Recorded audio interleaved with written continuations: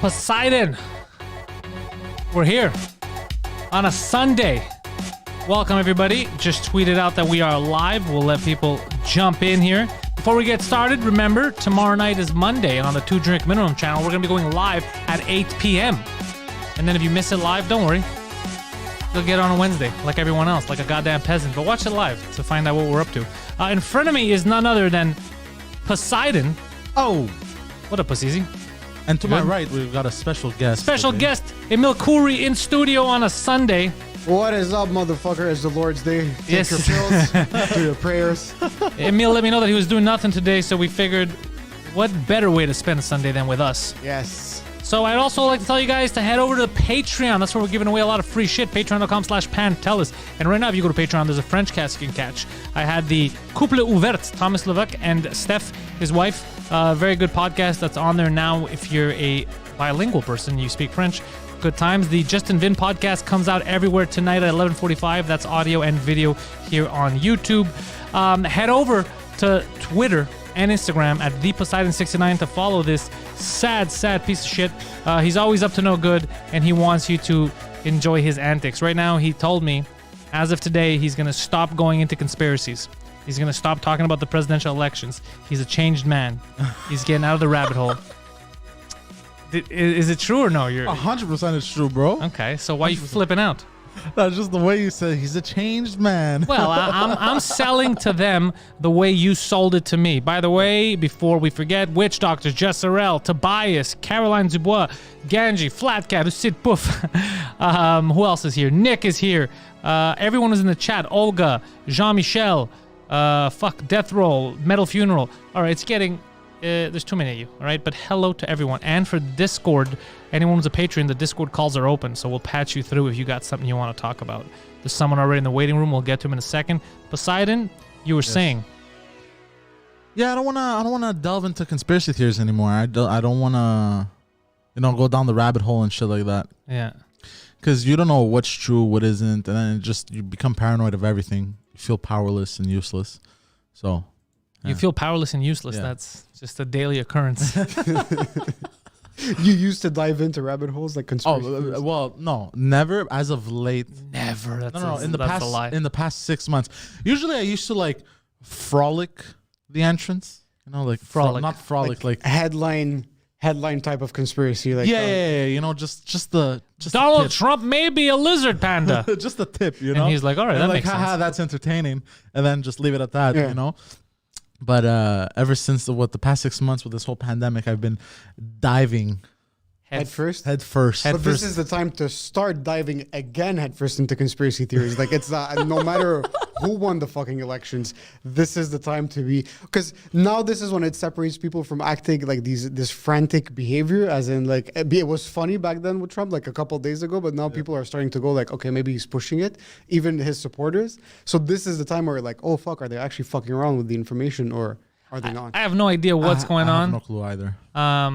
Let's see. Hey, Pantelis, did you see the pics of you guys at Kumia's in 2018 on the Discord? Yes, I was at Kumia's. I'll go check those photos out. Yeah, I'm done with it too right now. Forbid politics. I just want to have fun. People tune in because they want to laugh. Yeah. You know? I'm fucking tired of it. But apparently, the United States of America defeated COVID. It's done. Yeah, a lot of people out in the streets and stuff sharing smokes and bottles. Like, goddamn, they did it. Yeah. They're always number one. I think I saw there was USA all the way. people Yeah. 69ing in Manhattan over everything's fucking done. COVID is Yeah. all has in the middle of the disappeared. street. There's just 69ing 69ing everybody. Yeah, 69. while dude. standing up or while lying down. Both. Fuck. COVID is a thing of the past, my friend. God I damn. like this new world. Fucking AIDS is making a comeback. What? Because everyone's Is it? 69ing. Is that how you think AIDS occurred? Bro, I don't know, bro, how fucking It was from 69ing? Somebody 69'd a monkey? possibly. Do you believe that, though, that it was a guy who fucked a monkey, that's how AIDS started? No, I don't. What about you? I think it was started in Wuhan in, Maybe AIDS was started. in 1914. They were doing tests on monkeys. I don't think, I can't rationalize, like, because it feels too made up. Like, so one guy fucked one monkey, let's say, and then that guy gets AIDS. But then a guy who's fucking monkeys, how charismatic is this guy that he's fucking everyone else when he gets back to the real world? I mean, you don't have to be that charismatic to fuck that many people. So even if you have sex with one person who just was drunk on a night, and then she's like, "Oh fuck, Let me fuck let me fuck other people just I to don't get know. it out of my system." From a monkey, it seems too far fetched that one person spread it all out. I don't know. It does seem too far fetched. Oh, What is I it? believe the old tale of it was in a lab to kill the gays. Oh, I don't know about killing the gays, but Oh. I did hear that it was in a lab. Yeah. Well, there's another theory that says it was basically grown in a lab by I think the CIA or FBI. CIA. But it was basically just To eradicate homosexual. yeah. Can I ask you a question? What's the point of that? I don't know. But that's the thing, like these conspiracy theories where they go to a level where it's like they wanted to get rid of the gays. Yeah, but the They gays are going now. to get rid of themselves because there's no reproduction. Like, Yeah, this is- exactly. Like the gays now, right? But what about the gays tomorrow? Yeah, exactly. This doesn't make any sense. Because even if they get rid of them, these people are not reproducing. Yeah. So they're like, except if they get in vitro and that stuff. But there was none of that- that that's not what was technology happening. 60 years ago. So I Could don't you think- imagine somebody yelling at the gays? I'm not gonna let you reproduce. We're already doing that. What are you talking about? What are you? Is this the war you're waging? Really? But do you think it's a publicist that came up with the? I think a human being had sex with a monkey situation. That's what they said about. That's what I heard growing up. That it was a human being that had sex with a monkey, and then I just accepted it. And then now I'm like, a lot of holes in that story. But who starts these conversations? Let's say the coronavirus now in Yeah. 150 years. Are they going to be like someone had a bat soup, or Yeah, when we that's do what they're have gonna the say. information where it was a bioweapon? It was. We know that it was in a lab, but for the longest time, even in the beginning, it kept switching. Yeah. Somebody ate a bat. Then a week later, it was in a lab. Then no, it wasn't in a lab. Someone got bit by the bat. Then that one scientist that kept getting bit and pissed by bats, they blamed him for releasing it. And then he was apparently like, I didn't release it. You know, I cleaned myself. Whatever the fuck he said.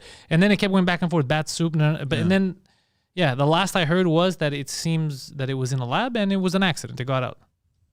Yeah. I think the most logical explanation to these things, even AIDS, is you have a basically dirty environment.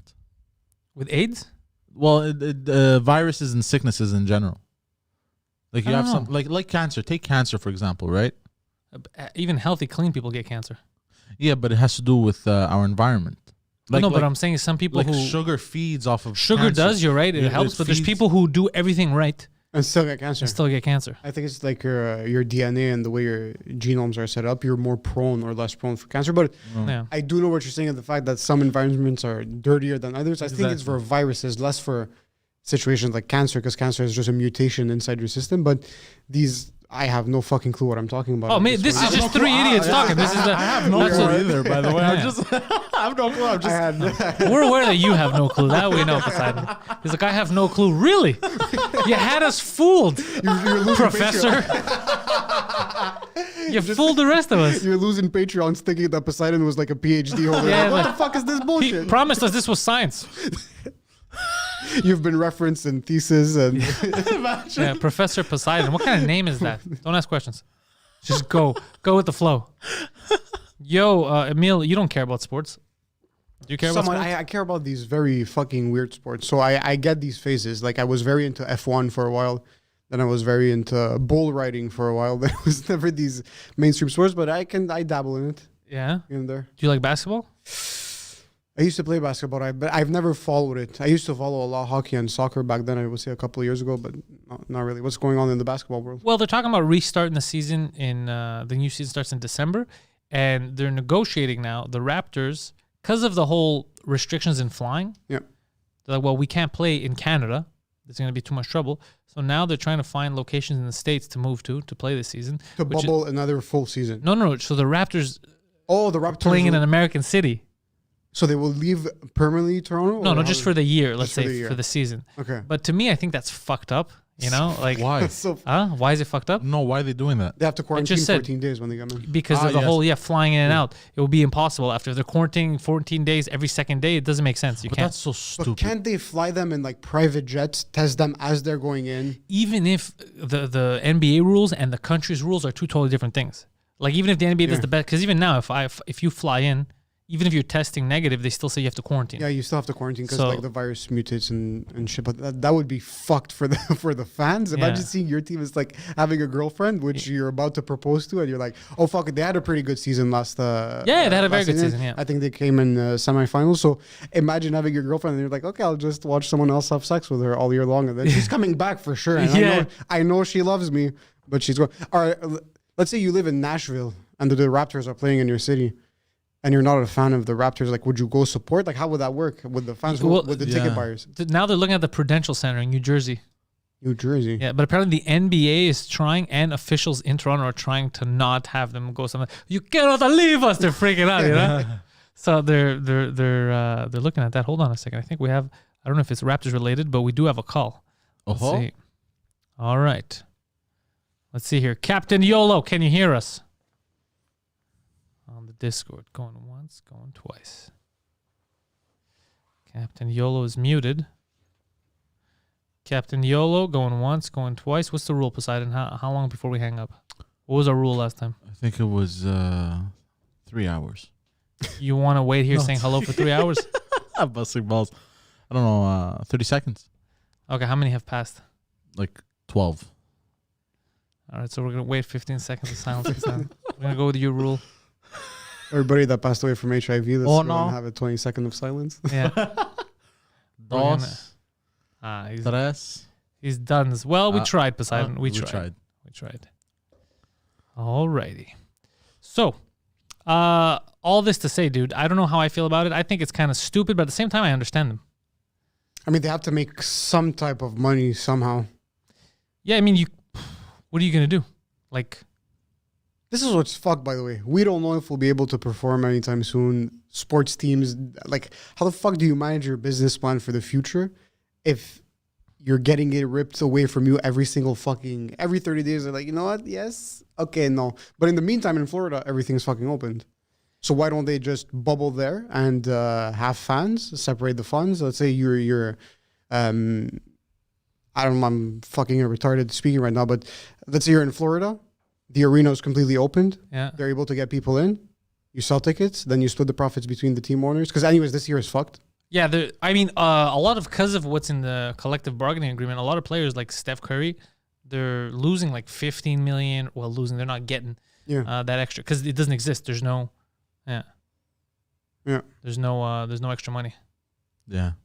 It's kinda Crazy, cray-cray. Fucking shit, man. I mean, these are super, super wealthy people. They're I'm not not going to even- starve. I'm not just saying it's worried just for- crazy that the world, like everything froze, but not really, because everything froze for them. And then people, like we said, are out in the streets now, and that's fine. The Yeah. protesting is fine. It's not even protesting anymore. It's celebration. Yeah. So I don't They're know all what's celebrating. real, what's Same not. thing for LA when the Dodgers won. They were Yeah. all in the street just celebrating, hugging each other, kissing each other. Everything is fucking fantastic. But I don't know, man. I'm not even worried for the players because they have money. They're good. They're set. Like, I know Steph Curry might be losing $15 million from his contract, but he does a couple of Instagram posts And he's holding good. a couple of vitamin gummies, and he's banking in, and he's gonna catch up pretty quickly. Oh, Alex Trebek died today. I just heard about it on Twitter right now. Poseidon doesn't know who Alex Trebek is. Is that why you froze? I No, think- no. I think I If you know. have to Google it, we know you don't know who he means. You ever? Look, I'm very bad with names. You Also. ever watched Jeopardy? Yeah, that's what that is. He's the host of Jeopardy. Yeah. Yeah, there's this infamous clip where, have you seen it? The nerdy girl who's like, so Alex Trebek goes there and he's like, it says here you're a big fan of nerdcore hip hop. And then the girl goes, yeah, this is a type of hip hop that is very unusual. It's about nerdy people that rap about what they like, as in nerdy stuff, computer games, and then the difficult aspects of being a nerd, which is socializing and whatnot. So Alex Trebek just looks at her. There's a 3-second silence and goes, so basically losers. And then he just cuts. I'm like, Oh, this wow. is the You know fucking what? best 30 seconds. You know what? I should replace Alex Trebek on Jeopardy. I just realized with that, I'd be the best. Would you do any type of gigs like that, like game show host, as in the Steve Harvey with? Yeah, I would do that if they would let me. Why not? If they would let me do it. Like, obviously, I wouldn't swear, but I'd love to mess with people like that. Yeah. Like, yes, a virgin. Okay, moving on. Like, I'd like to do that. I think it's fun. I went through a phase being obsessed with Family Feud clips. Oh man, these Just the Family clips. Feud clips with Oh Steve Harvey my are God. fucking Harvey's, amazing. yeah, he had a lot of Oh fun. my God. Because you can dying. see that he's making so much money. He's just so loose on set. he just doesn't care, He yeah. does not give a fuck. Like, he knows this is filling up his schedule. He knows that this is sort of like a retirement plan for him. And it's an easy gig. It's such an easy gig because at this point, because people love him so much, all he has to do is just stare at them silently. Yeah. And like, that's a punch for him. Plus, he doesn't need a punchline because they are the punchlines. Their goofy answers are the joke. Yeah. So it's not like he has to think of something to say. So At all. that's a cushy job. Yeah. Yeah. But now I don't think it's a cushy job for guys like me. Guys like me, they're just gonna be like, no, but he says fuck on his podcast. You can't have him on. You think so? Yeah. You always get people like that. I'm so now that we were doing the podcast, Jacob and I, and we've been releasing a lot of videos. At some point, we got to the point where in the past 2 videos, there's like pretty edgy stuff in the sense that in one video, Jacob kills himself, and the other one, I play an anti-Semite. Like, Yeah, we we saw. We're I saw that. with the Nazi logo on the back. But like, we're going through a certain process now where we're getting approached for gigs and contracts, and there's a one platform that they started releasing in Quebec. It's like this online platform to support people. It's like an anti-suicide for not a hotline, but like it's a content creation platform where they post 30 to 45 minutes of content for 8 weeks straight from Monday to Friday. So you don't kill yourself, or it makes you want to kill It's like to yourself. promote kids not to kill themselves, and like it's like these comedians, musicians, TV hosts. Don't kill yourself because you won't catch the next episode, like that kind of stuff. that type of Like situation. blackmail. But like now we have to worry of like, oh fuck, did they watch our last video? Like, is it did they do any background search? Because this shit you might get the gig, and then 3 weeks in, they're like, oh, by the way, there was a logo of a Nazi on the map, and the video. What the fuck was this about? Oh, I don't know how. It depends on who you're working with. Like, 'cause some people, they'll, like, let's say Spotify, right? Like now it's all done, but they have people that work there that if they had any insight, they would have tried to block the Rogan thing just because they're uppity and bitchy, right? Yeah. But there's certain companies where they're like, no, if somebody didn't do anything wrong, I don't care if his humor is not my humor. Yeah. It's not a rapist, you know what I mean? Like, I don't mind. Here in Quebec, I don't know how deep they would get with that kind of stuff. Like even us, because people confuse things. Like we did a sketch today. We were filming a sketch in Montreal Nord, and the whole like it was in French, but the whole funny sketch, like everything that I wrote, we were making fun of like people who take, they want to prove that they're not racist, but they go so over the top that it's like I don't like now. Aren't you still being racist, just the other way to someone else because you want to prove you're not right? But and then Phil's like, well, what if someone sees it and misunderstands and says you hate black people? I was like, well, how could it be the guy, the bad guy in this thing is the white guy who's overdoing it? And then Phil, he's like, yeah, but the way people take it. And I was like, fuck, it's true. You don't know what kind of an idiot could watch something it's clear who the bad guy is. It's very true, and it's often non-comics that have this reaction. Because I showed the video where Jacob kills himself to my girlfriend before we released it. Yeah. And the first time she watched it, at the end she laughed, and then she was taken aback, and she's like, but wait, that's not right. Like, what do you mean that's not right? She's like, but he kills himself like this. Some people are actually contemplating suicide at this point. Like, do you think you should be posting this? I'm like, it's not a nice video. Like, I'm not promoting anything positive at this point, but I shouldn't restrain myself for posting the content that I want just because someone might want to kill himself and then he's going to see this. I doubt that someone's going to be like, yeah, fuck it, I'll shoot myself. Yeah, it doesn't tomorrow. make any. It's a weird correlation because exactly. by that logic, then you can't make movies about anything. Exactly. You can't put suicide in movies. You can't put suicide in movies. Nope. You can't put the Holocaust in movies. What if you cause another Holocaust? It doesn't work that way. Yeah, it doesn't make sense. Yeah.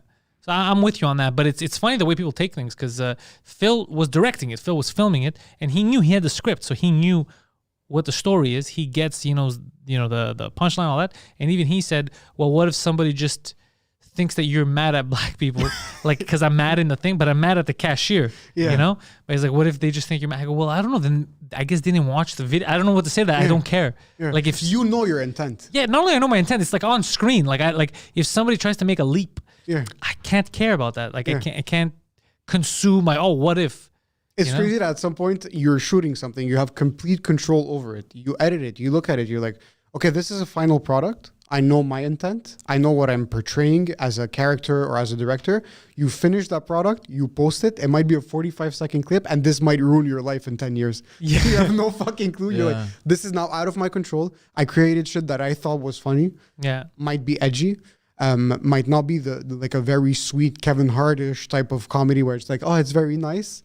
Because that's one of the comments my girlfriend made. She's like, yeah, but like, let's say if you picture something like, would Kevin Hart do this? I'm like, I'm not trying to be Kevin Hart. Like, this is not that type of situation, but you have no control over how people perceive your material. Yeah. And you're at a point where you're like, fuck it, I'm not going to restrain myself just because someone might get offended somewhere. You know what you should tell your girlfriend? Be like, you're right, I should be more like Kevin Hart.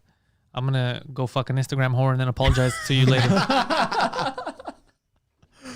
No, but man, it's looking more and more like Demolition Man every day. Okay, he's been I'm stuck. obsessed. Yeah, I'm stuck. He saw on this. Demolition Man for the first time on Friday. We did it on Discord. Okay. We watch movies Friday nights with the fans. And he had never watched Demolition Man. So there's two things that stuck with him. One was how the future's shaping up to be like that pussified and very sanitized. Yeah. And basically bad jokes are the problem. And, evil thought, bad thought, not normal thing, that kind of stuff. So it scared him. And then the other thing that fucked with him is that he realized that his father, the inventor, clearly stole all of his ideas from 90s action movies. Yeah, he's like, fuck wait a second. And then his dad used to tell him things like, these movies are stealing my ideas, but he was stealing the movie's ideas.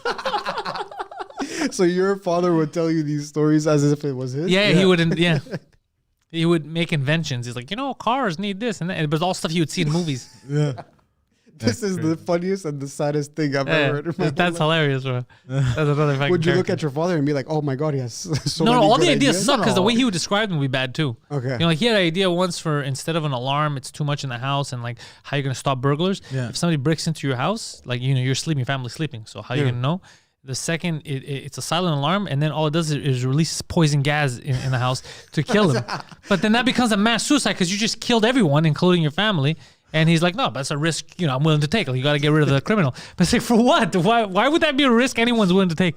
It doesn't make sense. That's actually something that your father sat you down and he was like, this is a very good idea. Yeah, of course. Yeah, airbags on the outside, like on the car. He says, why are they on the inside? He goes, that you should have them between the metal panels in the car, like the doors. But all that would do is once you crash, it would just explode and you just kill people in the streets. It's a giant grenade. It's a giant grenade, basically. So none of these, but these are all stuff he started seeing in movies. And he's like, 90s, 80s movies, like, that son of a bitch saw something. And then he's like, I invented it because he put it in another place. He took like poison gas, like the Joker would do, I guess, in old Batman cartoons. Yeah. And then he's like, but what if that was in your house? Safe, right? That's the least safe thing. There's nothing safe about that. Were you disappointed when you found out? No, it made me laugh, actually. I was like, this silly motherfucker. Yeah, it was very... Yeah. It was very silly. So now we started doing sketches. Well, this is the first one we recorded. Why in French, though? Oh, because it's for something that I'm trying to do. I'm thinking of using it. I'm trying to pitch something about a podcast. Okay. And I'm thinking like just it opens with a sketch and then you talk about that theme. Oh, fucking sick. Okay. Just to change the game, but whatever. It's a pitch idea we're doing. If not, I'll just put it online for everyone to see. For online or for TV or for whatever it is. The pitch is for TV, but if it doesn't go through, I'm just going to put it online so people could see the sketch because I think it was fun. It was a fun sketch to do. But that motivated us too. We want to do, even Phil was telling me, because he hasn't done a movie in a while. He wants to do more movies. Like he wants us to work on that kind of stuff. And I'm all for, like, I have a lot of stuff I'm writing.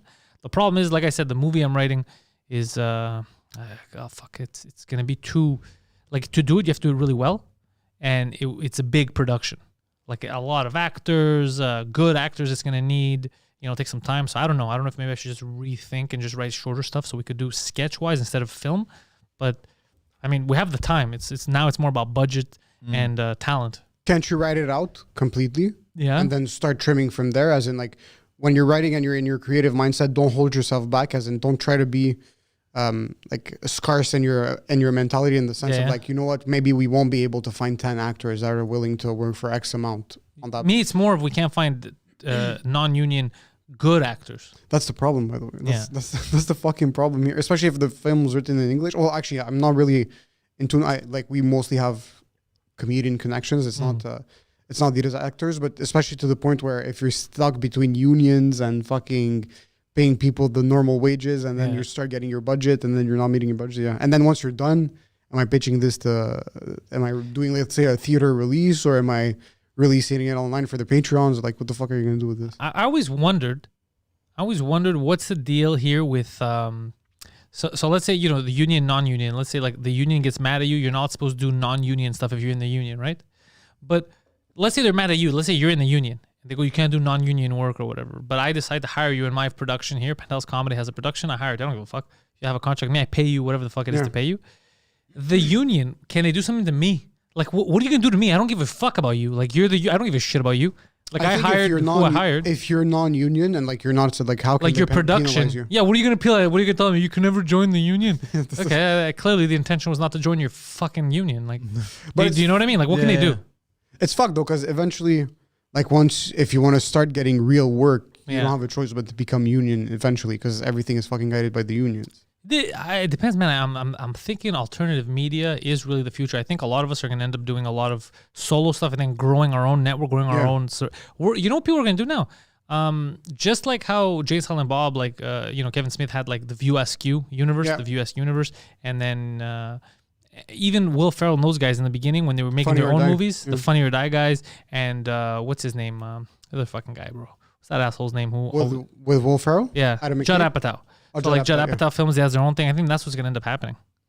Well, hopefully now at this point, but let's say if you're trying to get these gigs just to test the waters of acting and whatnot, you need to fucking start the union. But then to get to the union, you need a certain amount of credits, and then to get these credits, you need people that are union to book you on their gigs. It's fucking impossible, man. It's fucking crazy. It makes no fucking sense. There's no, like, how the fuck is it so difficult? I just want to fucking be in front of a camera and do shit. Like, why do I need to? First of all, you're a broke actor. You need to pay these union fees, which cost you more than your fucking rent. Then you need to start getting the credits, which is, you need 30 credits, which I was speaking to some actors. They told me, like, it took me fucking 5 years to get these credits. I got a credit. I already got a credit. You got a credit? I got a credit. Well, you too, you got a credit. When we did the... Oh, yeah, that's true. The fucking taping. I Yeah. didn't even know. They don't even tell you this. Yeah, we did the TV taping. We got a credit. Yeah, I know, because amazing. the longest time I spent in that whole thing, apart from on stage, was filling out all that stuff in the back. I don't remember filling out anything. So fucking. They had made me fill it all out.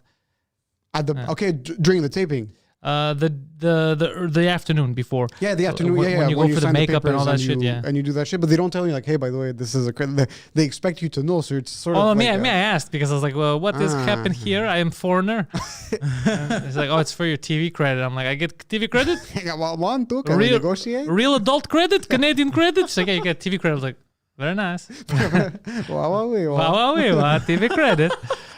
When does that come out? It's November. Isn't that shit supposed to come out now? I have no. Did it fucking come clue, out? but I haven't heard back. I just got the paycheck. I'm like, yo, we're good. Release They don't it. even tell us. They don't even tell you. They didn't even specify like might come out. I heard like maybe December. Oh, I heard November when it first happened. Now I don't even know anymore. So then I have no fucking clue. And anyways, it's on Uni TV. So hey, No one's gonna watch it. But they Doubt. paid us, so we're good. we're fucking set. Was it your first and that's the only TV taping you've done? Yeah. Yeah. Have you done any type of TV gigs, like official TV gigs? With that new agent you had? I don't think. Well, she called me. Everything she's sending me is weird. Like she sent me a thing before. It was basically pretend you're a vlogger. I was like, well, kind of am. Okay. So I did that shit. That was good. I don't know what it's for. Like I don't. It's just do this basically. Send in a tape for this, and then I do it. I do like voice stuff. Send it in, and then try to get stuff. Apparently, I'm prettier than I am a good actor because I got photo shoot gigs instead of looking like a retard instead of getting acting stuff. So there's Like that. official photo shoot gig? Yeah, well, I'm waiting for this stupid thing to come out in the States. Some cell phone thing. It's supposed to come out now like this month or It's something. like a cell phone Yeah, I play a hippie running Okay. in the forest or some shit like Okay. high. I for don't like Whoa Mobile or some shit or like know, some Sprint? garbage mobile thing. Yeah. Was it a good gig? In what sense? Hey? Yeah, pay was good, but I was there all day. Okay. Yeah. And it was shot here for the Shot States? here. Yeah. Okay. They show a lot of stuff here. And that's the same agent that showed you for that sent you for that stuff. Yeah, it was the same agent that sent me for that stuff. So Okay. some stuff should come through with that kind of stuff. Yeah. She also sent me a I remember I was doing an audition last week, but I already got mad like going in because like it was kind of unprofessional. So then I was like, I'm just gonna fuck this. Like I don't care. They fucked up their times, and they're telling me while I'm looking at the schedule that they gave me, oh no, your time is actually X time, and I'm like, oh really? Is it? Yeah, okay. So I made a mistake. Yeah, you made it, and I'm looking at their email while she's saying it. I was like, oh, we're gonna play this fucking game. Then it's like, no, you're reading for that role. Like, this is the role, but instead, because that doesn't have enough lines, read this character's lines instead. So then we could see, I go, okay, so you want me to read this character's lines? Yeah, but this was 5 minutes before we started. I go, well, I didn't read that character, so I'm going to have to read it while I'm talking to you. Yeah. You know, so there's all that stuff. And then I was, These stories always happen to you. Yeah. I know how a lot of people like. I don't know how the fuck you get every single thing that happens. There's always something wrong There's with always it. something. Like you can't just give me something There's and I could enjoy it. I've You have never- to fuck with me. I've never just like I got booked on this gig. I went, I did the gig, and I left. It's always like I got booked on this gig, Yeah. and then when I walked in, the door guy told me to go fuck myself. Well, even And the that's- TV taping, you went the day after me or the day before Yeah. me. You had everybody had fine. I was the only one. The shuttle wouldn't fucking pick me up. I ended up grabbing an Uber, making it last minute, yelling at people. They're like, "Oh, we can't let you. Who the fuck are you? Who the fuck am I?" Like there was all this, all that. Like I couldn't. Everyone else had a normal night. When they described what happened, like Yeah. a normal night, we did our set, we left. I was the only one. I was yelling at old lady, and like I live Larry David's life. You actually live Larry David's life. Yeah, all the time. It can never just go smoothly. I'm sorry, but that's fucking hilarious because I love when we have a similar gig and then I just call you the next day and you're like this fucking thing happened to XYZ. I'm like, oh, did this happen to you? And he's like, no, I got paid. I showed left. up. We had a good time and then we left. You're like fucking piece of shit. Yeah, always something. Always something's happening with me. Yeah. Even today, the sketch that we filmed, it was a lot of that. It was a lot of a situation that you could hear about roughly, but it won't. If it's gonna happen to someone, it's gonna fucking happen to me. And that's the way I was reacting to. I was like, what the fuck's happening here? Like that. Yeah. I was myself basically, Okay. but in French, which And is it's you guys in the sketch. he's in the sketch. Bruno Lee's in the sketch. It was, Bruno Lee, okay, it was supposed to be Preach and Eddie King. I replaced Eddie last minute because he had to do something with Bruno, and then Preach didn't wake up. So I'm like, we're changing the script around. You're playing both black guys. He just has a wig on. Yeah, I was like, don't worry, we got this. So we made it Actually, work. you played Yeah, two black- no, we mixed because Phil came up with the ideas. Like just mix the characters into one person. Okay. Yeah. Okay. which made sense too. So I was like, okay, it works. It's the gag is still there. Okay. That's fucking sick. And it's in French. Mm-hmm. And you're including a couple of, like, let's say for that specific concept, it's you shoot a sketch and then you talk about the subject with the people in the sketch, or No, just no, like with other people, with other comics. with other comics. Yeah, yeah, because Okay. I wanted to feel full. Like there's a lot Okay. going on. Okay. Like you never know who you're gonna see. But how would you adapt this to TV?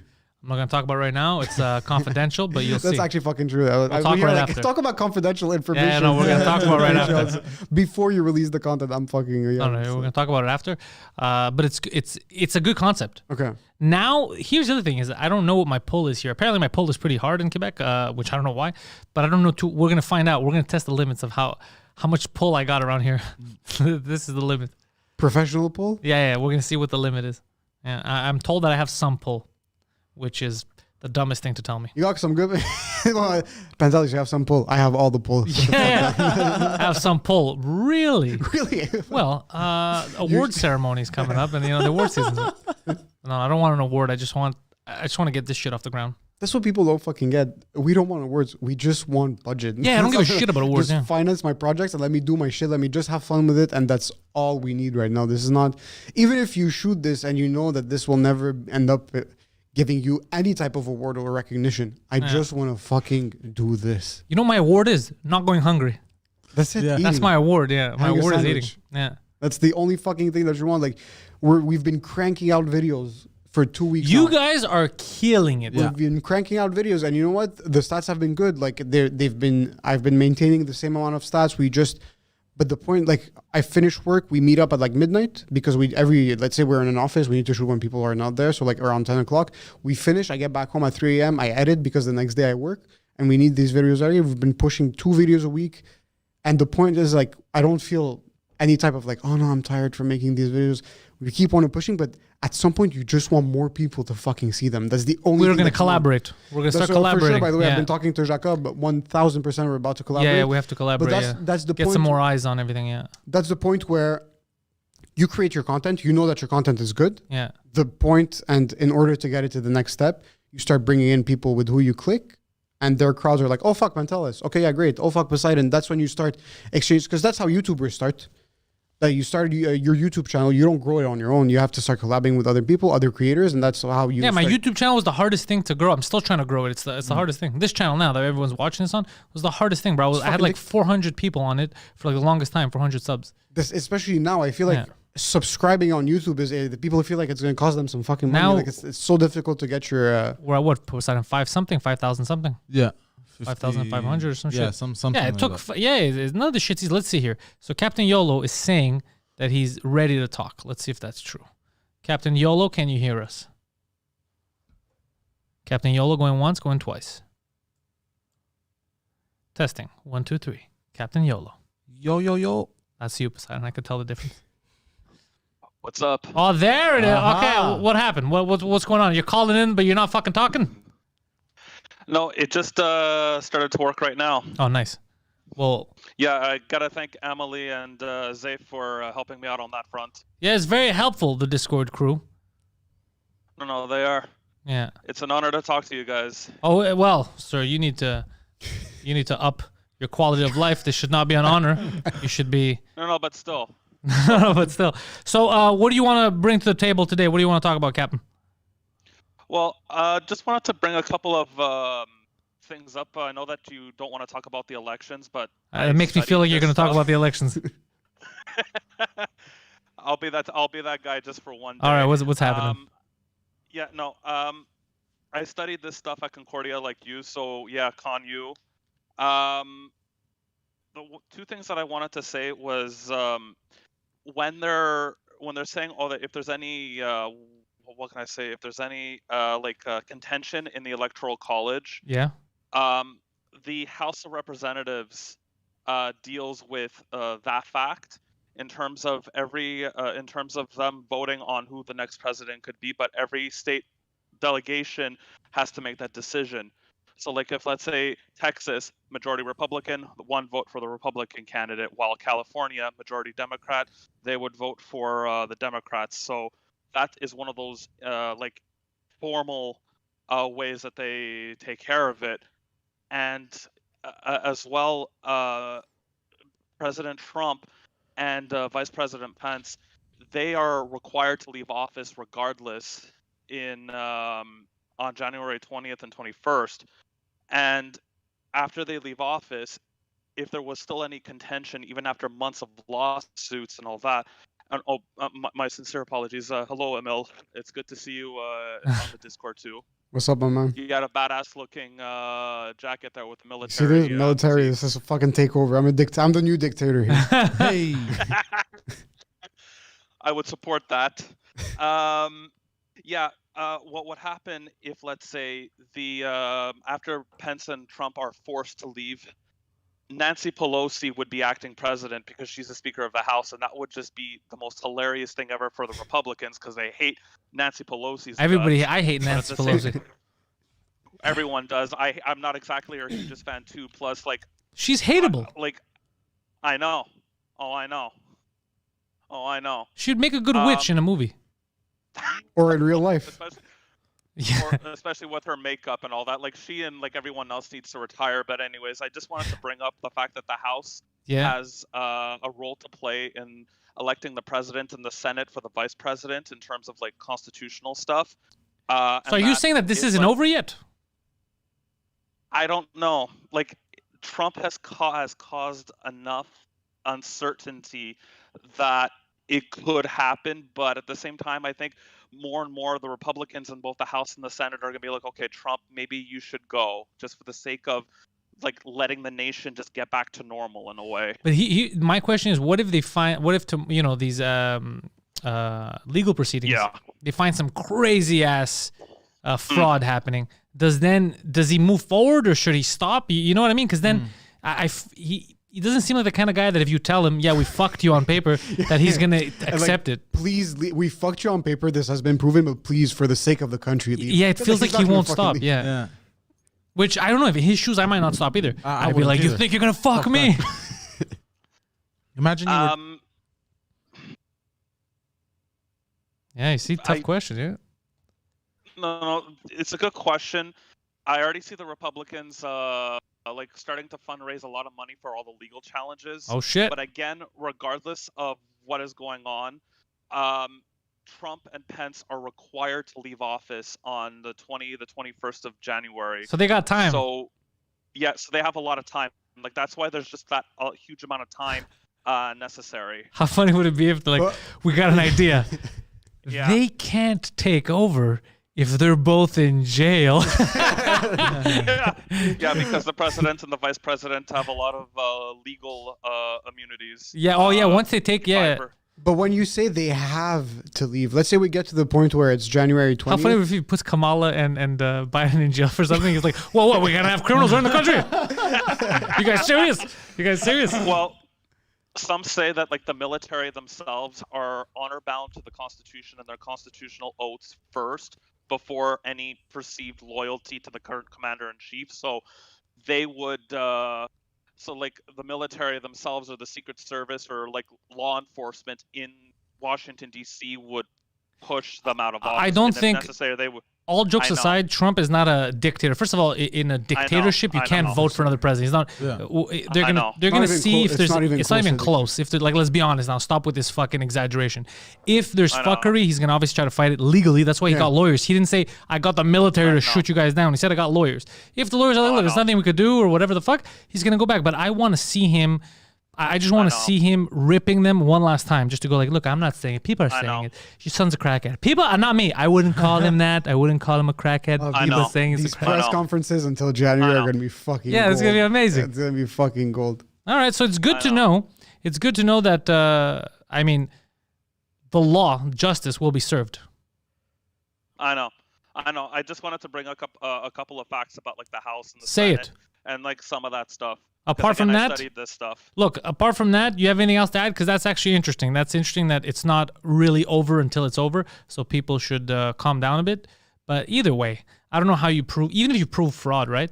How do you prove which one of the fraudulent ballots were for who? Like, what are you going to make everyone in the country re-vote? But what the fuck is this archaic system, by the way? Why the fuck is it a human being counting on a paper?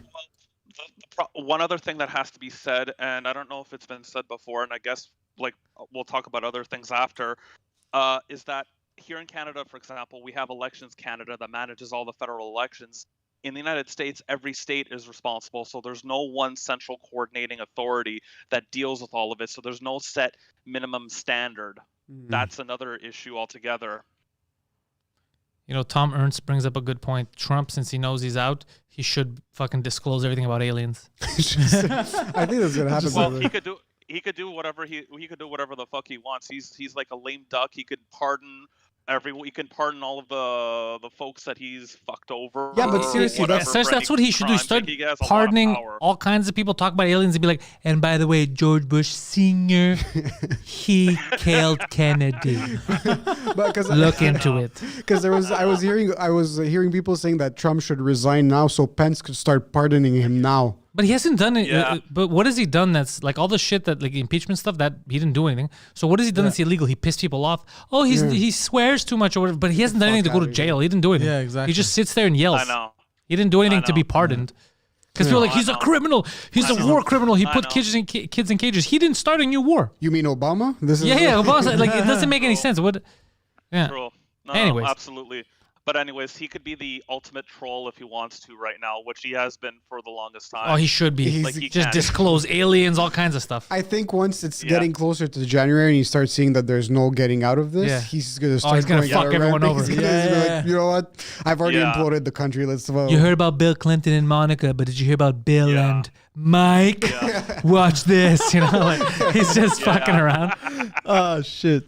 All right, well, YOLO. If I could just... Yeah, tell me. If I could just say one other thing and completely unrelated, but if ever you guys, especially you Poseidon, like I'm actually thinking of setting up like getting Twitch installed on my Apple TV. Like that's how I'm watching the live right now. Oh. If ever Poseidon or you Pantelis want to get more into like retro gaming, like I have an NES and SNES Classic Edition. I have my Switch with like the Switch account, so I have access to all the NES and SNES games that you can ever want to play. So if everyone interesting that, I'd be more than happy. I'm actually like 2-3 blocks away from Guido's restaurant in Ahuntsic. Like I'm living in Ahuntsic as well, so I'm not that far away from you guys. Yeah, you're not that far from the studio. Ah, interesting. Yeah. Noted, Mr. YOLO. Noted. Well, we do have to. Well, my actual name is Nicholas, but Captain YOLO 562. That's just like a little fraternity thing for me. Oh, well, we're going to call you Nicholas then. We'll call you Nick. Do they call you Nick? Yeah. Does anybody call you Nikos. Does anybody call you Paul? No. Why would they? Why would they? That would be awkward. If they would, you would ask questions. But okay, this is noted. Fuck, thank you for the call. Anytime. And also, Pantelis, I hope to see you. And I don't know if I'm the only one that says this, but I really hope you get to bring Steven Crowder. Like, I'm also a huge Mug Club supporter. Like every time you have your live. Like I drink a nice hot cup of coffee from my Ladder with Crowder mug. Like I really hope you bring them on either our regular podcast or even the French cast. Like it would be cool to see you two talking like that. Well, I already spoke to him about the French cast a long time ago, and he was down for it, even though he hadn't spoken French in a while. But I think, if anything, I would just do an English one so he's just himself. Because you know what I mean? Sometimes you gotta, like, even me, I gotta translate in my head. I'd rather just have him normal. Of course. Yeah. Of course. Anyways, it's gonna happen. An honor. It is a pleasure talking to you guys. Pantelis, Poseidon, keep up the good work. I'm with you guys 100% of the way in a mill. You should come more often because you're a very, very classy guy. Thanks, my man. Very appreciated. You classy son of a bitch. I'm gonna put back on the jacket, fucking start rocking it.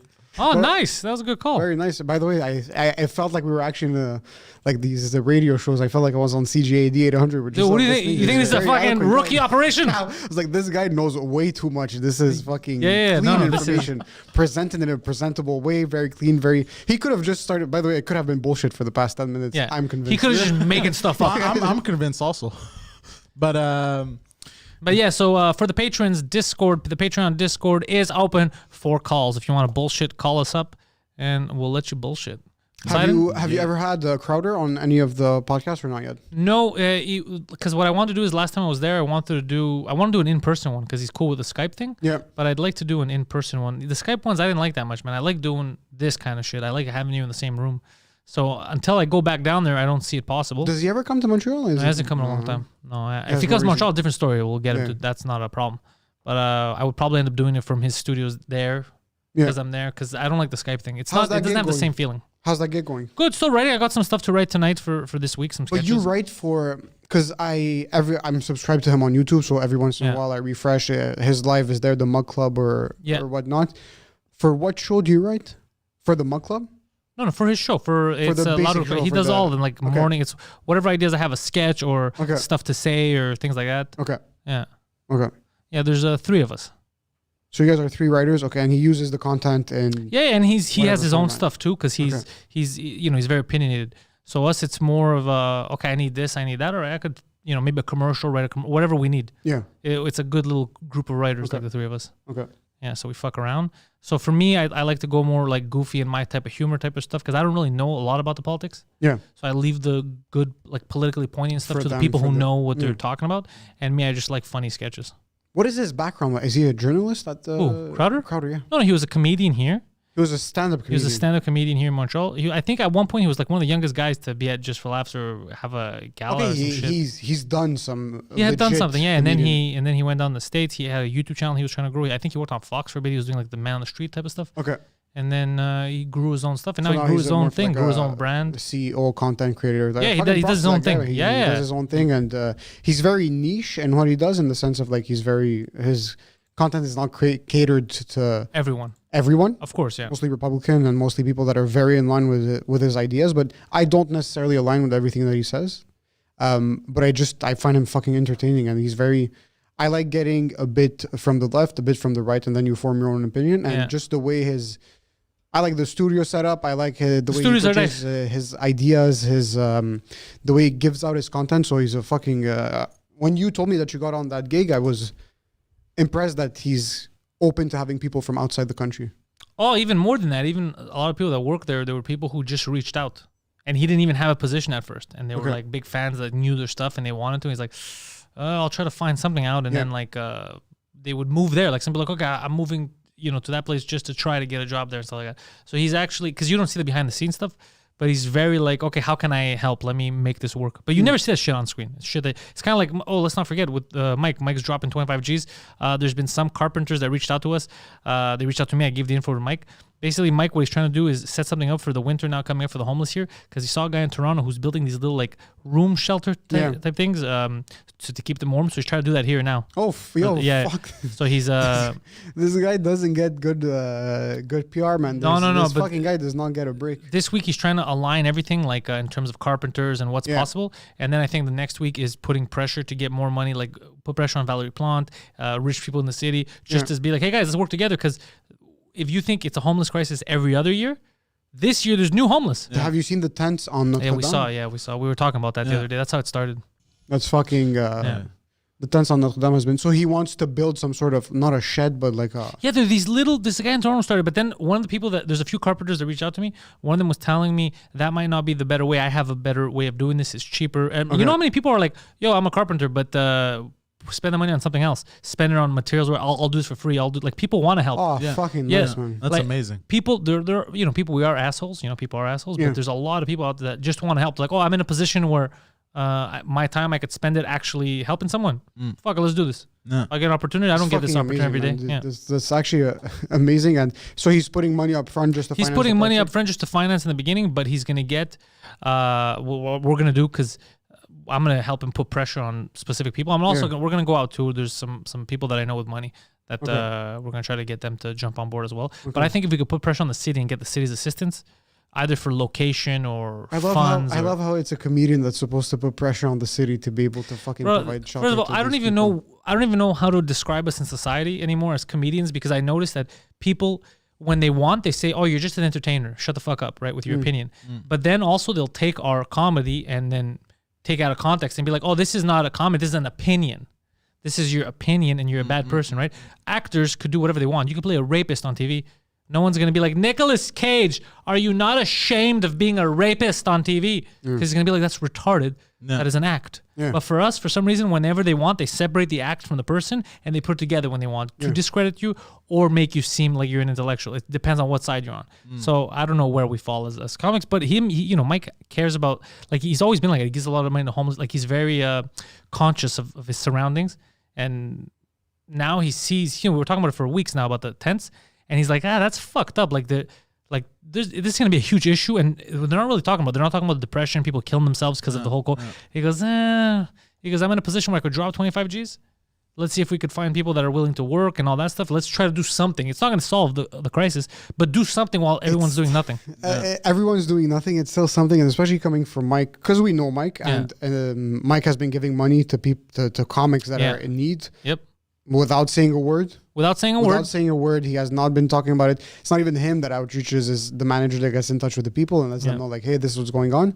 And he's been giving away money freely. And on Twitter, I saw the Dangerfield and Dangerfields, in New York. He was willing to help them reopen to throw it. in 10 G's a month to keep it open. You're like, well, he's not even from the city. He goes there like maybe once a year. Yeah. He's like, I'll give away 10K every month just to make sure that this iconic club, like, and by the way, he's very selfless. Like he's after very giving, having 1 year of no gigs. Like that's after having 1 year of your main income getting ripped away from you, and fucking 3 years of legal battle. And he's just like, you know what? Yeah, fucking let's split 25 G's when you have people that are making 10 times the amount of money that they were making back like before the pandemic. They're staying quiet. And they're staying quiet. They're like, you know what? We won't say anything. We'll get it. And by the way, I'm not saying one is better than the other, but one is better than the other. If you're out there talking shit about the person, that's the thing where you're like out there criticizing the person, like, oh, this person is not a great person. Yeah, but you're not putting your joke. money where your mouth is. Like, you're not helping out, so shut the fuck up. That's what we had said. Like, who when we had gone to a fight with that stupid open micer who now lives in Brooklyn. So what I had said was, because they were talking shit about, like, oh, my fans are toxic, this and that. But that was the same week where my fans, where we had it was 2 different GoFundMes that they helped to reach the goals of that lady with the homeless older lady who was, what was it? Fucking. Not Kentucky, something with a K, that a lady found her, started to GoFundMe. It was like a lady who was like my mom's age in her 70s. She had her dog. She had nowhere to stay anymore, like all this stuff. And another one from Montreal, a Greek lady who had... Well, anyways, so my fans, they jumped on it when I said, yo, let's help out, let's give money. They jumped, they helped, they reached goals. You know what I mean? Like, they helped out where they could. Yeah. My fans were evil. She was the one who was starting shit online. Yeah. So, like, people talk a lot of shit, but her, I didn't see her help. I didn't see her give money to any of these causes that I was putting up.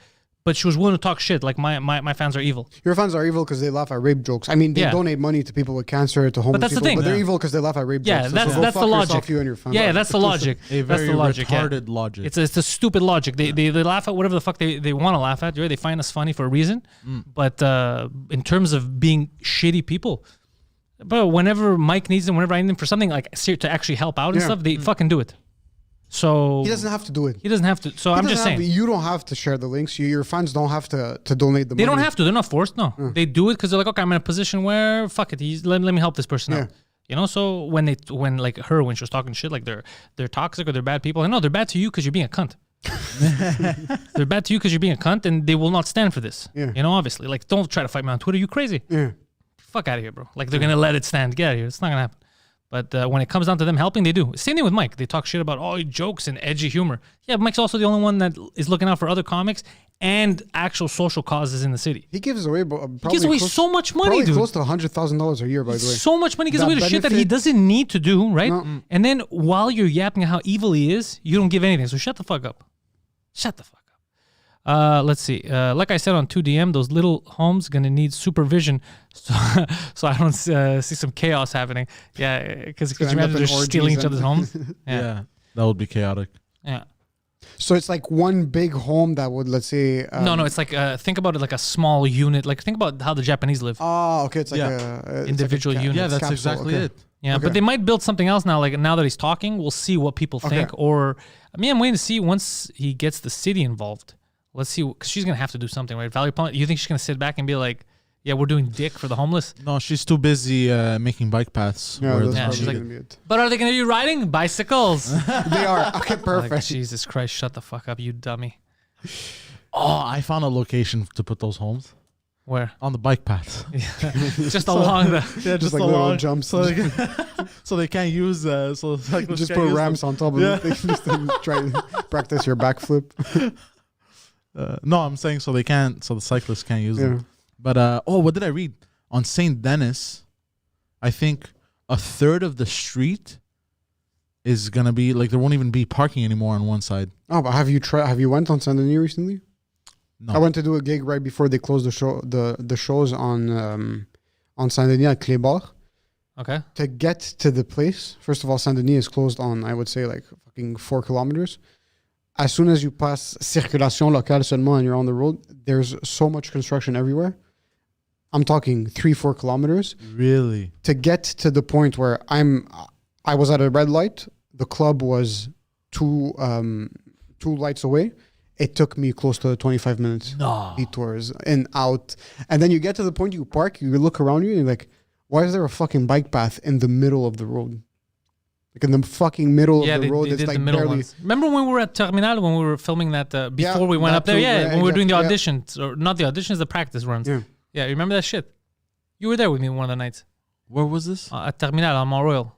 Remember we were walking the street, you almost tripped, you hit the metal thing that was coming out of the... Yes, I remember. Yeah, they said this is going to help the local economy by blocking cars from coming to that neighborhood. Yeah, because people bike during the winter. Yeah, it doesn't make... But it wasn't even bikes. Pick up their food. Just like, but because people are going to be able to walk here. No, the people that walk there are the people that live there already. Yeah. You're trying to get an influx of money. You need people to come from outside, you fucking idiot. And Saint Denis businesses they've been fucked for the past 5 years, by the way, because even before the bike all lanes, the there was construction for so long. So if you opened a business on Saint Denis in fucking, I would say 2013, 2014, or even rattled. 2012, and like you had a good year, start looking elsewhere because you're about to get fucked. For if you didn't already. Yeah, her logic would be the same as me saying I'm the president here, and I'm like, you know what? We need more tourists. Make sure to cancel all flights into this place and all boats. Yeah, basically. If you can get here by car. If you can get here by car, you know what? Fuck it, car is dangerous. If you could bike it here, we need your tourist dollars. People are going to be like, yeah, you're an idiot. They could use the cross-Atlantic bridge. The cross-Atlantic bridge, yes. From England, to get one of them canoes. It's just stupid. It's so stupid. Oh, but fuck, imagine being industrious, starting a business, this, that, nice. You have a nice little restaurant, not even a different concept, just a nice little restaurant, You make very good food and you're like, you know what, St. Denis is a nice fucking street. And then some fucking hippie bitch is like, you know what, fuck you. One of these hippie bitches. Even the hippies aren't happy. They're like, we don't fucking care about these bike paths. Like, this is not where we want them. But they don't even use them. They don't even use them. Imagine you were an accountant for like 15 years and you're like, it's 2012, 2013. And you're like, you know what? In 2 years, I'm opening my business. You start slaving away 80 hours a week doing a job that you hate. You get enough money, you open your restaurant or your coffee shop, and then you get fucked. You know how many restaurants got, like, look at Bordel, right? Yeah. Before they go, if you want to reopen, you got to invest. Plexiglass, distancing, sprays, heat, whatever the fuck, these thermostats that you could laser someone's head from a fucking mile away, all that stuff. Give them brain cancer. So they spend all that money, they set everything up. The second they spend all the money, like, joke's on you, close everything down right now. That's the psych. Yeah, that was the psych. He's like, what? And they didn't have, like, there was no cases that we know that started from there. For example, a lot of these restaurants, they were taking the proper precautions. Well, there was a study that came out of Ontario that... Ontario, bro. That basically about only 3% of the cases came from gyms and about what was it? 5 to 8% came from restaurants and bars and all And a that. couple came on restaurants and bars. Oh. And the rest came from Indian weddings. That's what happened, yeah. Because I remember the Indian wedding. Because there's too many people. They go, don't have any get-togethers, and a couple of people had like Indian weddings, and it was just fucking 300 people. It's like 5,000. And by the way, a 300 people wedding, Indian wedding is like a small cozy one. Like it's a very. Those Indian weddings, probably had too many people, and they go. There's this website. There's this like they gathered data about the source of the explosions in Ontario, so sort of to shame people and to, like, you are the reason why this thing. And there's an Indian wedding that is just behind like 10,000 cases in God Ontario, damn. like a ridiculous amount. Yeah. But yeah, but Schools are still open though. Yeah, Well, well, that's the my thing. nephew's school got shut down again. It gets shut down every couple of days because there's a new case of COVID. They don't get the message. So like, every time there's a new case, they shut down for 14 days. Just make it all remote. yeah, it doesn't make any sense. Well, that's the thing. 30% of the cases came from schools, and then about another 30% came from Not fucking- another. from malls, basically. Oh, malls, really? Yeah, I didn't hear that. Yeah. It was a picture. A lot of the people were Ontario- finger licking each other. Like, how? Like, what are you doing in malls that's causing that? Like, schools understand that you're kids, you have your mask off, you're touching each other. Yeah. But in malls, you're wearing a mask, and hopefully you're staying away from the strangers. clothes. The clothes. All people would try on. Well, yeah, because you at Winners you could or Rockland you can still try on clothes. You think that would be the cause of like 30% of the cases? I don't know. Does Well, that make You're sense? there. Somebody touches a rail. You touch the rail. All it takes is that, right? Well, Yeah, I no, mean, don't you have to take your fingers and put them in your mouth before you sanitize them? And you fucking All you have- sanitize them 300 times. Have you been to a mall since the? All Yeah, you it's have always to do, sanitized, yeah. All you Fucking have my to do hands is are do fucking- this Yeah, and then this. No. I don't know. So you forget for 1 second, and let's be honest, people are getting fed up, and so they're a lot less cautious. Yeah, You know, people have started shaking hands again. I like how you said it like it's a crime. People are starting- you start- People have started, believe it or not, shaking hands again. we've been spitting on each other for the past. These fucking peasants are touching each other's hands. You know. I don't know. There's many people out there who do not know how to wear a mask properly. That's true, mademoiselle. That's true.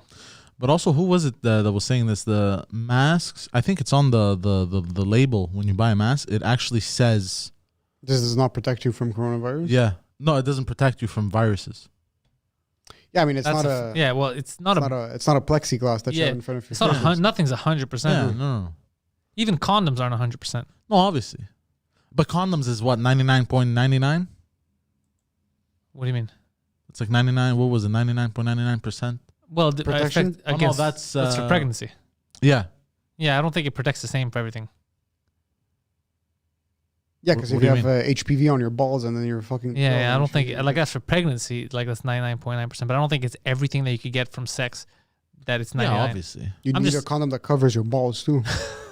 Just the whole... Actually, you need a sock, like something to fucking. You need cellophane. Something that you shove in your asshole so it stays tight, and then you wrap it all around your dick. So it's just like maybe even your legs. You don't have to have that would be fucking disgusting. Like to wear some sort of latex hazmat suit where you just and then starts leaking everywhere. Oh. That's nasty. But you said it in like, well. Wow, this we're onto something. Look, we do what we got to do, really. They don't want to get sued if you still catch it. Oh, yeah, that's probably why they have it, yeah. Very true. Did either of you ever play in have you ever performed in New Brunswick? Never been to New Brunswick. Me neither. I haven't even been to the Old Brunswick. I think I might be talking out of my ass right now, but yeah, I'm talking out of my ass. I thought you there have was been? there was a French festival in New Brunswick, if I'm not wrong. And correct me if I'm wrong in the chat. And I know that they were bringing some comics out of Quebec. Yeah, I've there was never been something. I've never been to New Brunswick. If you have a plug, Well, we're the plug, but now it's just everything's all fucked up. The only thing I might do is I might go to Magog with Mike because he's doing like Suzukut there and stuff. Le Vieux Clocher, that would be fucking sick. Because he's doing Suzuku, so that's it. Or with you, we discussed last time, maybe we should look into going to Sherbrooke. Potentially Sherbrooke. But if we do, we have to do it fast because they're gonna shut down Sherbrooke too. You think so? I think so.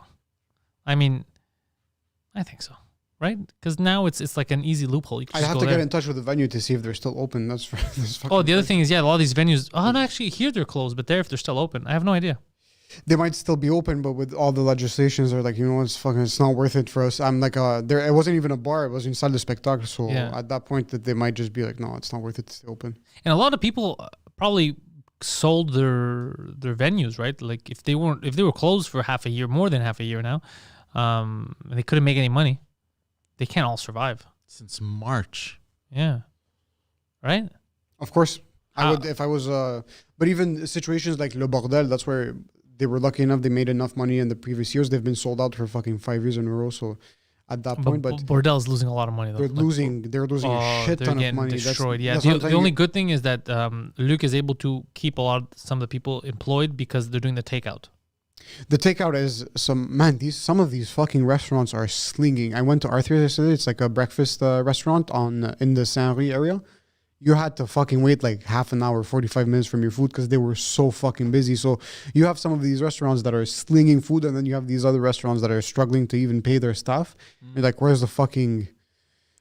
do you find the balance? Like, that's why some restaurants, it's even better for them. Some restaurants I know made a lot more money like this because they adapted quickly and said, we're the shit. We're going to give you quality food. We're going to deliver it on time. Yeah. Xavier says bars are open in Sherbrooke. Oh. Look into this. Something. You're my tour manager. You got to look into this. We're onto something. We might be out. So now it's November 8th. Yeah. Might be out there in 3 weeks, maybe 2 weeks. Who knows? That'd be fucking good. Even if I know it's 50 people max, but I'm pretty sure we can get 50 people. There's Mersh from Nightwave dropping $2. Thank you, Mersh. Hopefully everything's going good down there in Florida. Mersh is his Nightwave Radio and the whole Revenge of the Sis. Those guys are good on YouTube. They're guys I like. Yeah. From Florida? Yeah, they're in Florida. They're Revenge of the Sis. Yeah, how good is that name? Let me guess, they're white. Goddamn right. But yeah, that was the first time I saw it. That's what made me first like them. I was like, that's a fucking name. It's just the name. They might be Nazis. I don't know. No. Then I saw it. I was like, yeah, these guys. Yeah, they don't give a fuck. They're like us. They're nice. They're I like that the internet gives you that platform where you're able to say, I don't give a fuck. Yeah. I'll do my shit. I'll sing my jokes. I'll do whatever I have to do. And then you just do your shit. And if people want to cancel you, it's on them. Cancel. I mean, they had a thing. I remember I got so pissed off, dude. They were getting these fucking idiots, bro. Were like companies that they were talking about, or let's say commercial. They were trying to demonetize them. They were fucking going copyright. Like they're talking about something which you're allowed to do on YouTube. You're allowed to talk about. That's what YouTube is. What most vloggers do. And they would go and say, "Oh no, that's copywritten because it's like they're stealing my content, so they can't monetize it." Yeah. But then no news show on YouTube would ever work. They were just trying to fuck them over because they were making fun of them. Bro, the biggest fucking piss off. I remember that. Have you ever had any issues with YouTube? I've had some issues with YouTube, Who do you get in touch with to figure out that shit? You see, that's the problem. So like guys like Steven Crowder, all these big fucking channels, they have direct contact. Yeah. Us, we don't. Like I know that the Nightwave guys for sure, they don't have direct contact either. And that's what fucks you too, because sometimes you're getting basically bullied. Someone's lying. He's stealing. I had it to me where I remember a podcast where I had Vishal. He's an Indian singer. An Indian, what's it called, like rapper, and some guy claimed that it was his content or whatever. But the guy, the Indian singer, is not his content, and my podcast is not the guy's content. Like nothing there was subject to the other guy's thing, and they were like, "Oh, we removed your ability to monetize because this guy claimed it." Video. For that specific video. And then I kept sending emails like, what the fuck are you guys talking about? There's nothing. This is me. The guy, I'm Pantelis. He does not own the Pantelis podcast, you fucking dummies. And the Indian guy I brought on, he doesn't own the Indian guy. You're not allowed to own people anymore. That's just, I didn't make these rules up. I didn't make them up. You said we're not allowed to own people, so we're not allowed to own him. So anyways, it took a while before they fucking reinstate your shit. But they reinstate the monetization for one video. Yes, and then you have to fight every. Is that considered a strike for the channel? Or no, but sometimes they fuck you. Like I remember watching some of the Revenge of the Sister. They were getting fucked. Like there was times where they'd get fucked. Yeah, where I've heard it's a huge trouble to go through. It's huge trouble. It's only if you're a big channel. Once you reach a certain level, they give you a direct person to contact because they try their best. Because if you're a huge channel and you're making a lot of money, they're making money with you. Of course. So they try their best to bridge that gap, but. That fucking guy, was it Carlos Menza? What the fuck was that guy's name, bro? That stupid guy from one of those garbage websites. He's the one who basically did the adpocalypse. He's the one who went after Steven Crowder first because Steven Crowder was making fun of him. Okay. And then said that if you make fun of him, basically it's hate speech and all this shit happened. They were trying to take down videos. Yeah. And then everyone's monetization got fucked with. Carlos Menza. Menza was his name, this guy. Menza. Yeah. And who's that guy? some guy who blocked me on Twitter. He I think it was Vox or some shit. I don't know, something like that he worked for. And they were making these stupid videos. So people were making fun of them, bro. Everybody made fun of those videos. Those videos didn't make any sense. They were just stupid. And they were, these very pro-communist idiots. And so all that to say, all that shit happened is caused the adpocalypse because then everyone was scared. That's fucking funny. They're drilling now. But yeah, so then everyone got scared. Everyone's like, oh, what the fuck? Advertisers were nervous. So then YouTube started to panic. Everyone's ad revenue went down. But did they end up fixing it? Because fucking making fun of someone is not hate speech. It's not, but that's what I'm telling you. So, because we're talking about merch now, for example, right? Yeah. If you, like, I remember the reason why I would get pissed off at the way people, like, some people would react, even comedians would fight with them, is they're just fucking around. They're making fun. They're talking shit. They're talking about current events. And people would make it seem like, oh, that's a copyright infringement or that's hate speech. It's like, what the fuck are you talking about? What are you talking about? And then because I like to analyze things and I look and they were getting the short end of the stick big time.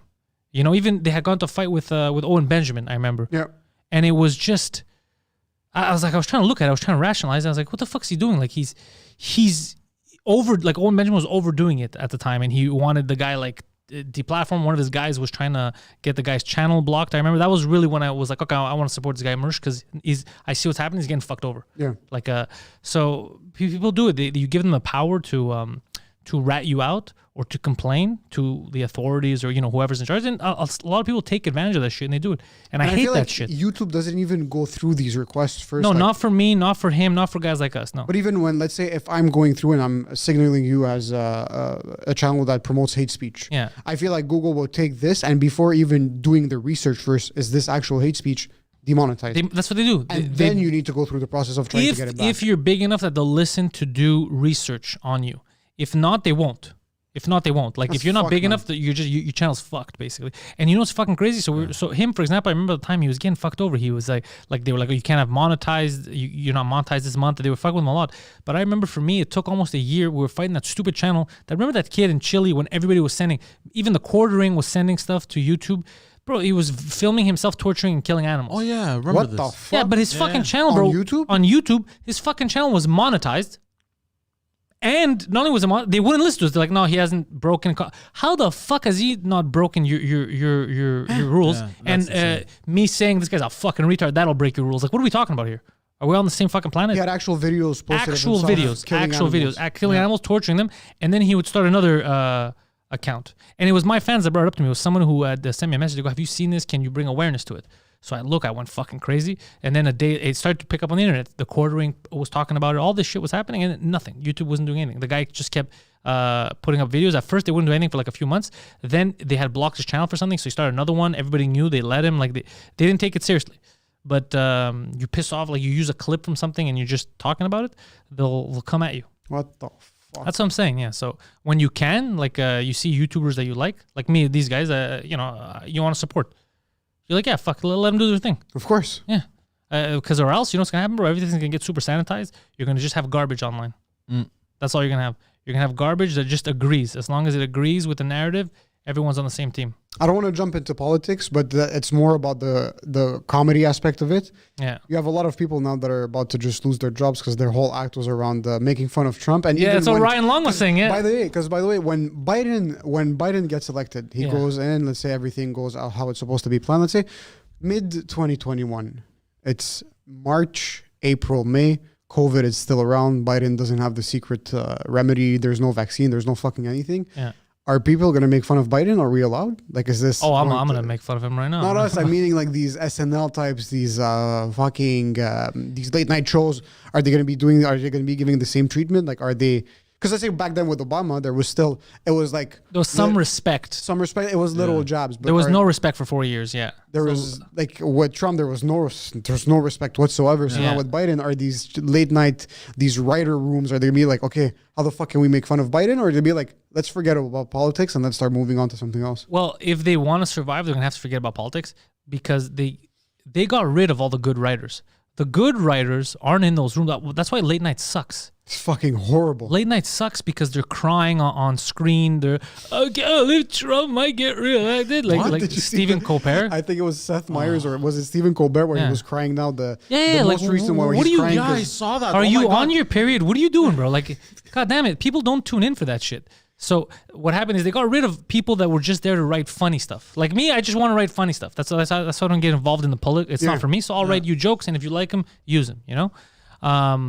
But yeah, so these guys now that are left are all these agenda-driven, super hard. This is not a Democrat. This is not a Republican. We're talking about hardcore left-wingers, hardcore. That's what's left, right? That's what's really the extremes.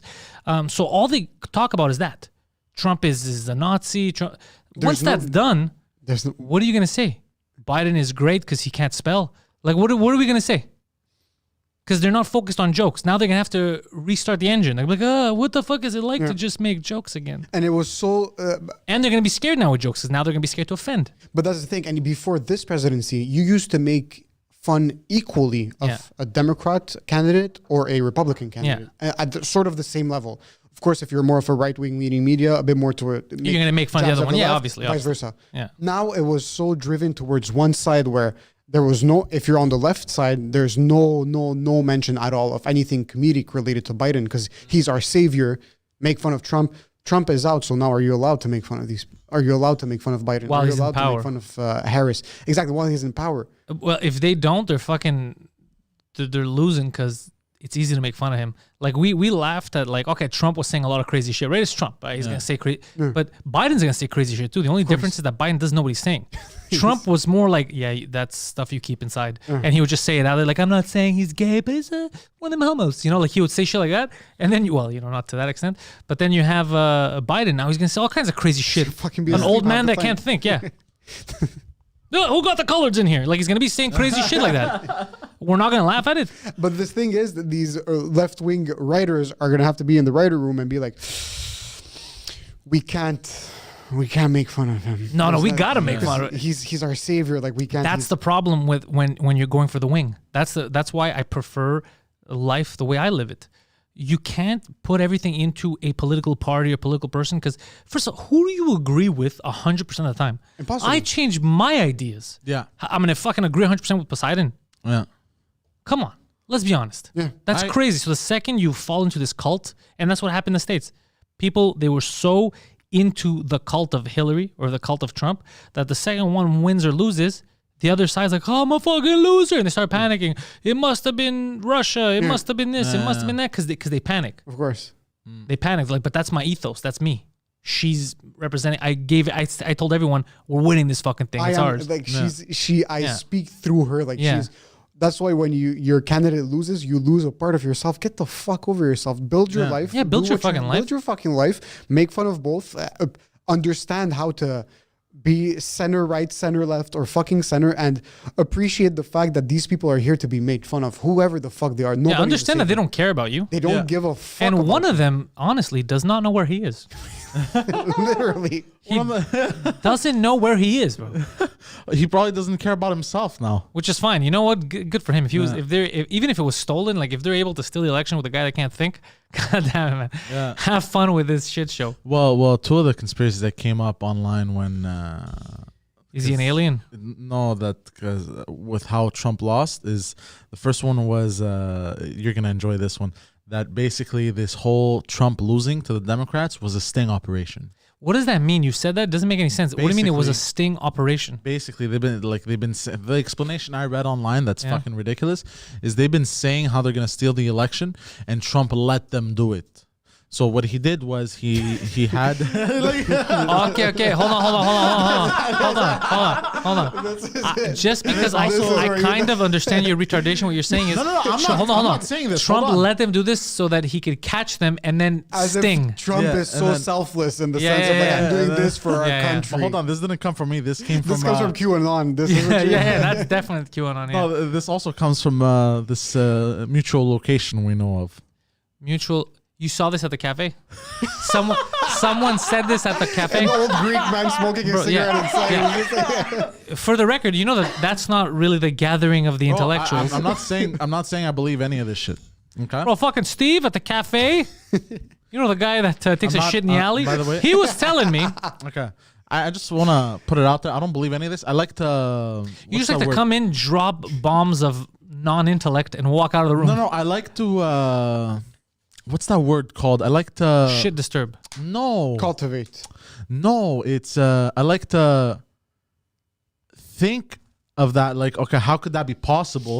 I like to look into it and be like, and then just not dissect it, but entertain. I like to entertain. Oh, you like to entertain. I like the to thought. entertain the thought, but that's it. I don't like to, you know what I mean?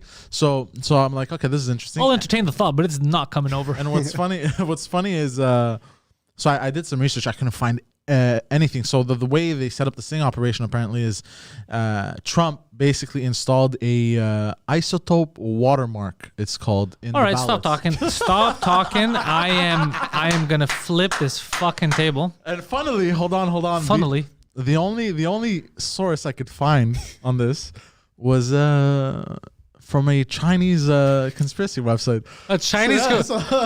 What is it called? You're a ding, I'm a dong.cn. Like, what the fuck is it? It was kuv.org or something. I don't know. I found it yesterday. It was so ridiculous. That's the problem with conspiracies, especially when you want to entertain them. They're always on Chinese websites. They're always on Chinese websites. Well, it is entertaining. It is entertaining, but you taste a bit, then you're like, what if 1% of this is true? Yeah. And then it's Yeah. like, what if 99% of this is true? Well, that's why that was the last time I go down a rabbit hole, because it fucks with you every time. So like, no, I'm out. You know. So Trump is this mastermind who fucked his Basically. own election because he's so selfless. He wants to show the people. Yeah. But people believe that. There's people that believe Some that. people actually are believing this story. Some and people believe that Biden is not in cognitive decline. It's just some people believe that Biden is alive. This is something that people believe. He's not just a puppet. Literally, he's not. Yo, by the way, full- Pat is writing that if only I was there on Poseidon's live stream yesterday. I'm assuming Poseidon went full ham yesterday on his live stream with conspiracies. Of course. Yeah. Of course. That's why I said it was the last time I'm going down the rabbit hole. yeah, because you spoke about it now, like you fucking. And this ended up in like you with doing an orgy with conspiracy theorists, and you're like, Yeah, yo, he I'm went not nuts. ever, I'm never, No. ever. Never again. No. Because it's getting too wacky, man. Well, because you keep going down weird rabbit holes of conspiracies. Like all this, like Trump planned this and he had a watermark and he Yeah. wanted to Like, lose. it's And it's like, oh insane. my It's insane. God. Like it never ends. It's like when you told us that the Titanic was an inside job. Yeah. It's Why? Why would Again, it be? I don't believe any of these. It's just this is the shit that comes up from the fucking rabbit hole. So you're like, yeah, he puts his hand in his hat and he doesn't know what kind of clump of shit's gonna come out. and I go, oh, what the fuck is this, bro? The Titanic was an inside job. Yeah, basically the For Rothschilds. insurance money. The Rothschilds orchestrated it The to Rothschilds assassinate needed, those three guys. Remember? Yeah, there was three the guys. Rothschild needed insurance money. It's two things. They Oh, no, needed there's insurance 6 money. theories, by the way. Yeah, there's insurance money, but also there was 3 guys that were on the ship that needed to get offed. Guggenheim. The Guggenheim, They could just have shot them. famous Guggenheim. The famous Guggenheim, yeah. Who else was on there? I don't know, some other characters. Which Persian motherfucker came up with the insurance story about the fucking? Yeah, they needed But there was insurance. Guggenheim and 2 other people. Apparently, it's like the best way to off 3 people in a time where there are no cameras, social media, is to take down the decimate. biggest ship in the fucking world. Have 2 continents be affected by the damage. What are you talking about? It's nuts. It's insane. It's completely insane. That's crazy, people. Yeah. That's because there's conspiracies. For example, you assume that there's fuckery. Like let's say right now with the votes. Okay, there's a conspiracy. Okay, yeah, there was more votes than registered voters in certain states. There's those videos of people saying I'm gonna destroy ballots actually getting removed. Okay, so there you're like, okay, there's some fuckery. Investigate. Let me know if we're just overreacting. Okay, that makes sense. But out of nowhere, right now, if someone's like, you know what happened with the ballots? Fucking aliens. Why would the aliens only come now to fuck with the election? Doesn't make any sense. With the you don't American think so. elections, by the Yeah, way. with just the American elections. So that's what I'm saying is it's just The whole COVID was a plan to start installing mail-in ballots for the future. Like the whole world What? shut I didn't down. hear that. yeah, the whole that's, world, yeah, they said that. Also, COVID, they said Jesus only Christ. started to get rid of Trump, which doesn't make any sense. Yeah. That's what I'm saying is you have to be careful with these conspiracy theories. It's actually Well, fucking that's why- dangerous, by the way, because well, you that's might why- be sitting down with some people and then you start cultivating these conversations, and maybe the people are not smart enough to start doing their own research, and you're like, "Fuck, man, you're cultivating retardation with that shit." Well, that's why I stopped frequenting that Brothel. actual location. Oh, you stopped going to the cafe because you couldn't handle it? I couldn't anymore. It was too much. They were indoctrinating my young Poseidon. Were they? Is it old No, Greek it men? wasn't. They weren't indoctrinating me, but it was just, like yesterday I asked the person I spoke with. I go, "Where did you find this? Who spoke about this?" And he goes, "I just know." Okay, but how do you know?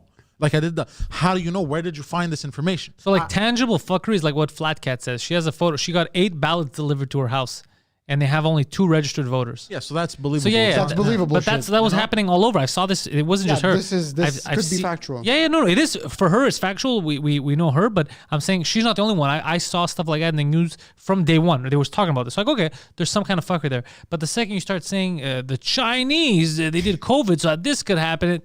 It's like, fuck, why do you have to go that far? Just talk about how it might not even be fuckery. It might be stupidity. Yeah. We're letting We're idiots humans. off the hook. People are fucking stupid. Yeah. There could be a lot of retardation responsible for all this fuckery too. It's not necessarily the aliens or the Chinese or the Russians. It might just be a oops.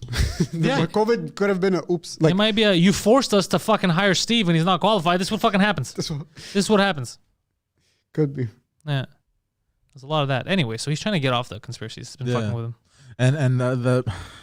And they go because this one's the best one. There's fuck me. there's RFID chips Where?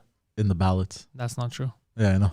And That even would if be too expensive anyway. that'd be too expensive, and even if there were, what would that change? We know where they are, the ballots. Yeah. You have the address. Like Yeah, this is no, This is, but we have the ballots. to track them basically. No, but we know where they are. is No, what I'm I saying. know. And But then when I asked this person, how, why, where did you find this information? Like, explain.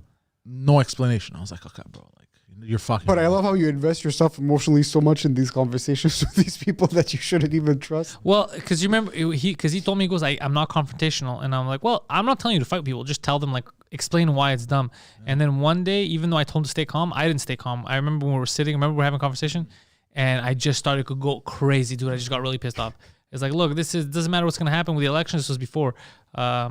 Trump is working with like this lady who she's really in charge of all the Oh my world's God. money. She took over the Vatican. I'm like, what the fuck are you talking about? She took over the Yeah, Vatican. yeah, everyone knows, like all this kind of stuff. And I was like, where are you getting this information from? He's like, from her YouTube videos. I go, well, what makes you think that's fucking real? And he's like, well, 'cause she said it's real.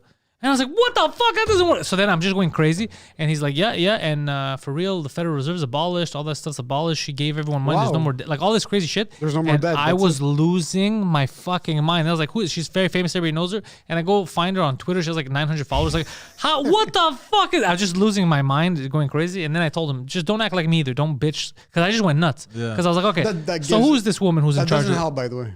going nuts? Going Yeah. nuts because he's gonna be like, oh, he's being so reactive because this information is too true. Yeah, that's what he Like thought. he's unable to Yeah, process. that's it. So 100% it's what like he thought. rectifying. If That's you just crazy. I just ignore- couldn't insane. I just couldn't believe the level of stupidity that he had bought into. That's what bothered me.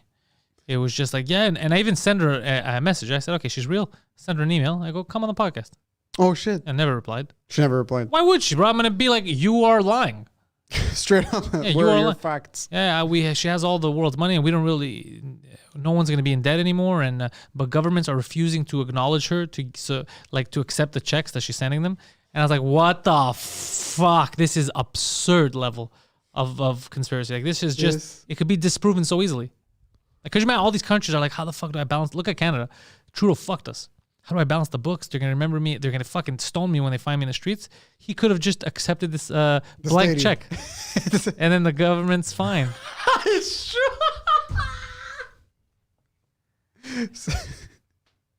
Yeah, That's how it works. This is how economics work. that's how. Yeah, and then he's like, no. But because other powers at play. What other powers? Oh, there was a Spanish guy that infiltrated the Vatican and he stole all their gold and then hid it around the world. Yeah. There's that too. I remember he Physically, said like he just got with the. that. Yeah, physically. went in Because with a, like, all you do is you Adonis lift bag. gold up. Yeah. Gold Bro, is like a cartoon. a bar of gold is like 85 pounds. It's fucking impossible. Yeah, he also walked out with a lot of cash. You in- have to- in these bags that had dollar signs on them, One bar you have to do. You're Yeah. fucking sweating. Anyways. and he hid it all around the world, different places. It's like Assassin's Creed. Yeah. You go to this location, Egypt. You have password. You talk to monk. You say good Reveal. prayer. 10 bars of gold. Yeah. You tell him, "Kiki," and he knows you're there for gold. Like it's fucking absurd. At some Yeah. point, you're like, God damn it, guys. God fucking damn it. That's what's negative about the internet. Too many people have access to information they shouldn't have access to. Yeah. But do we even qualify that as information? It's not really informative. It's just nonsense.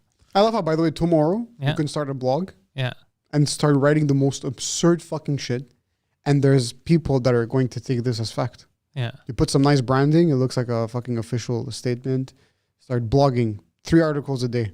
just like shitting, diarrhea, like informational diarrhea. And they add release it. little stuff from all kinds of conspiracies to Exactly. get more people on board. Like if you ever Dilute do it. it, Poseidon, if you should start your own conspiracy page I'm not- online. I'm not Start like this: the Jews.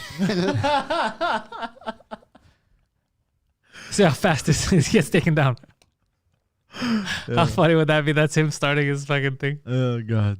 The problem is the Jews and the communists are working together. And someone in Wisconsin is gonna be like, "Oh my God, this is fact." Finally, somebody says it like it is. Yeah, the Jews and the communists are behind the aliens. I get it. I get where you're at. Keep going. You know, like that. But that's what happens is you find people who, from the get-go, when you're fucking around, they're like, I'm in. Let's do this. Keep going. Yeah. Okay. So the gold was stolen by the alien communist Jews who pretend to be Muslim. Yeah, all this makes sense so far. Keep going. Like, how the fuck, man? Some of these like he'll come up. He doesn't come up with them. He tells me them from the internet. And like, how many people are on this? Like, oh, there's thousands of people, and they're liking. I'm like, how the fuck are you? How are you alive in 2020? And you think some of this shit. But you know what the problem is with that? Is like just like an undercover. Let's say if you're in the FBI, you're undercover. You're trying to break down like a Hell's Angel operation. Yeah. And then you've been in the operation for like 2-3 years, and you're getting too ingrained in that culture, and you feel like you're starting. You have to go to rehab once the operation is done. Of course, yeah. Because like you were in that environment for so long, you start talking and acting like them. becomes This is you, you're gonna sort of become like one of these. Well, retards. that's why I don't want to go down the rabbit hole anymore. Oh, you know what rabbit hole I got into last night? I was writing, and I had on YouTube. There's I want to plug him because I watched his videos. I think it's Joe Blow movies or some shit like that. He's a guy who does like Whatever Happened To, and he talks about different stuff like film writers, critics. The reason why his videos came up is because I was looking at Roman Polanski. Because I was like, what's going on with this guy? Like everyone knew that he banged a 13-year-old. Yeah. And then I saw when he, in the 90s, what was it, 98, 96, when he was given an award for directing the, well, no, 2000s. When did The Pianist come out? 2000 something, no? No idea. With Adrian Brody? The what now? The Pianist. Oh, The Pianist. Yeah, it was huge. You ever seen The Pianist? Pianist was huge at the time. It was like one of the biggest movies. No, I've never seen it. Anyways, so when that had come out, he won an award. He won like Best Director. Yeah. He beat Scorsese, all that.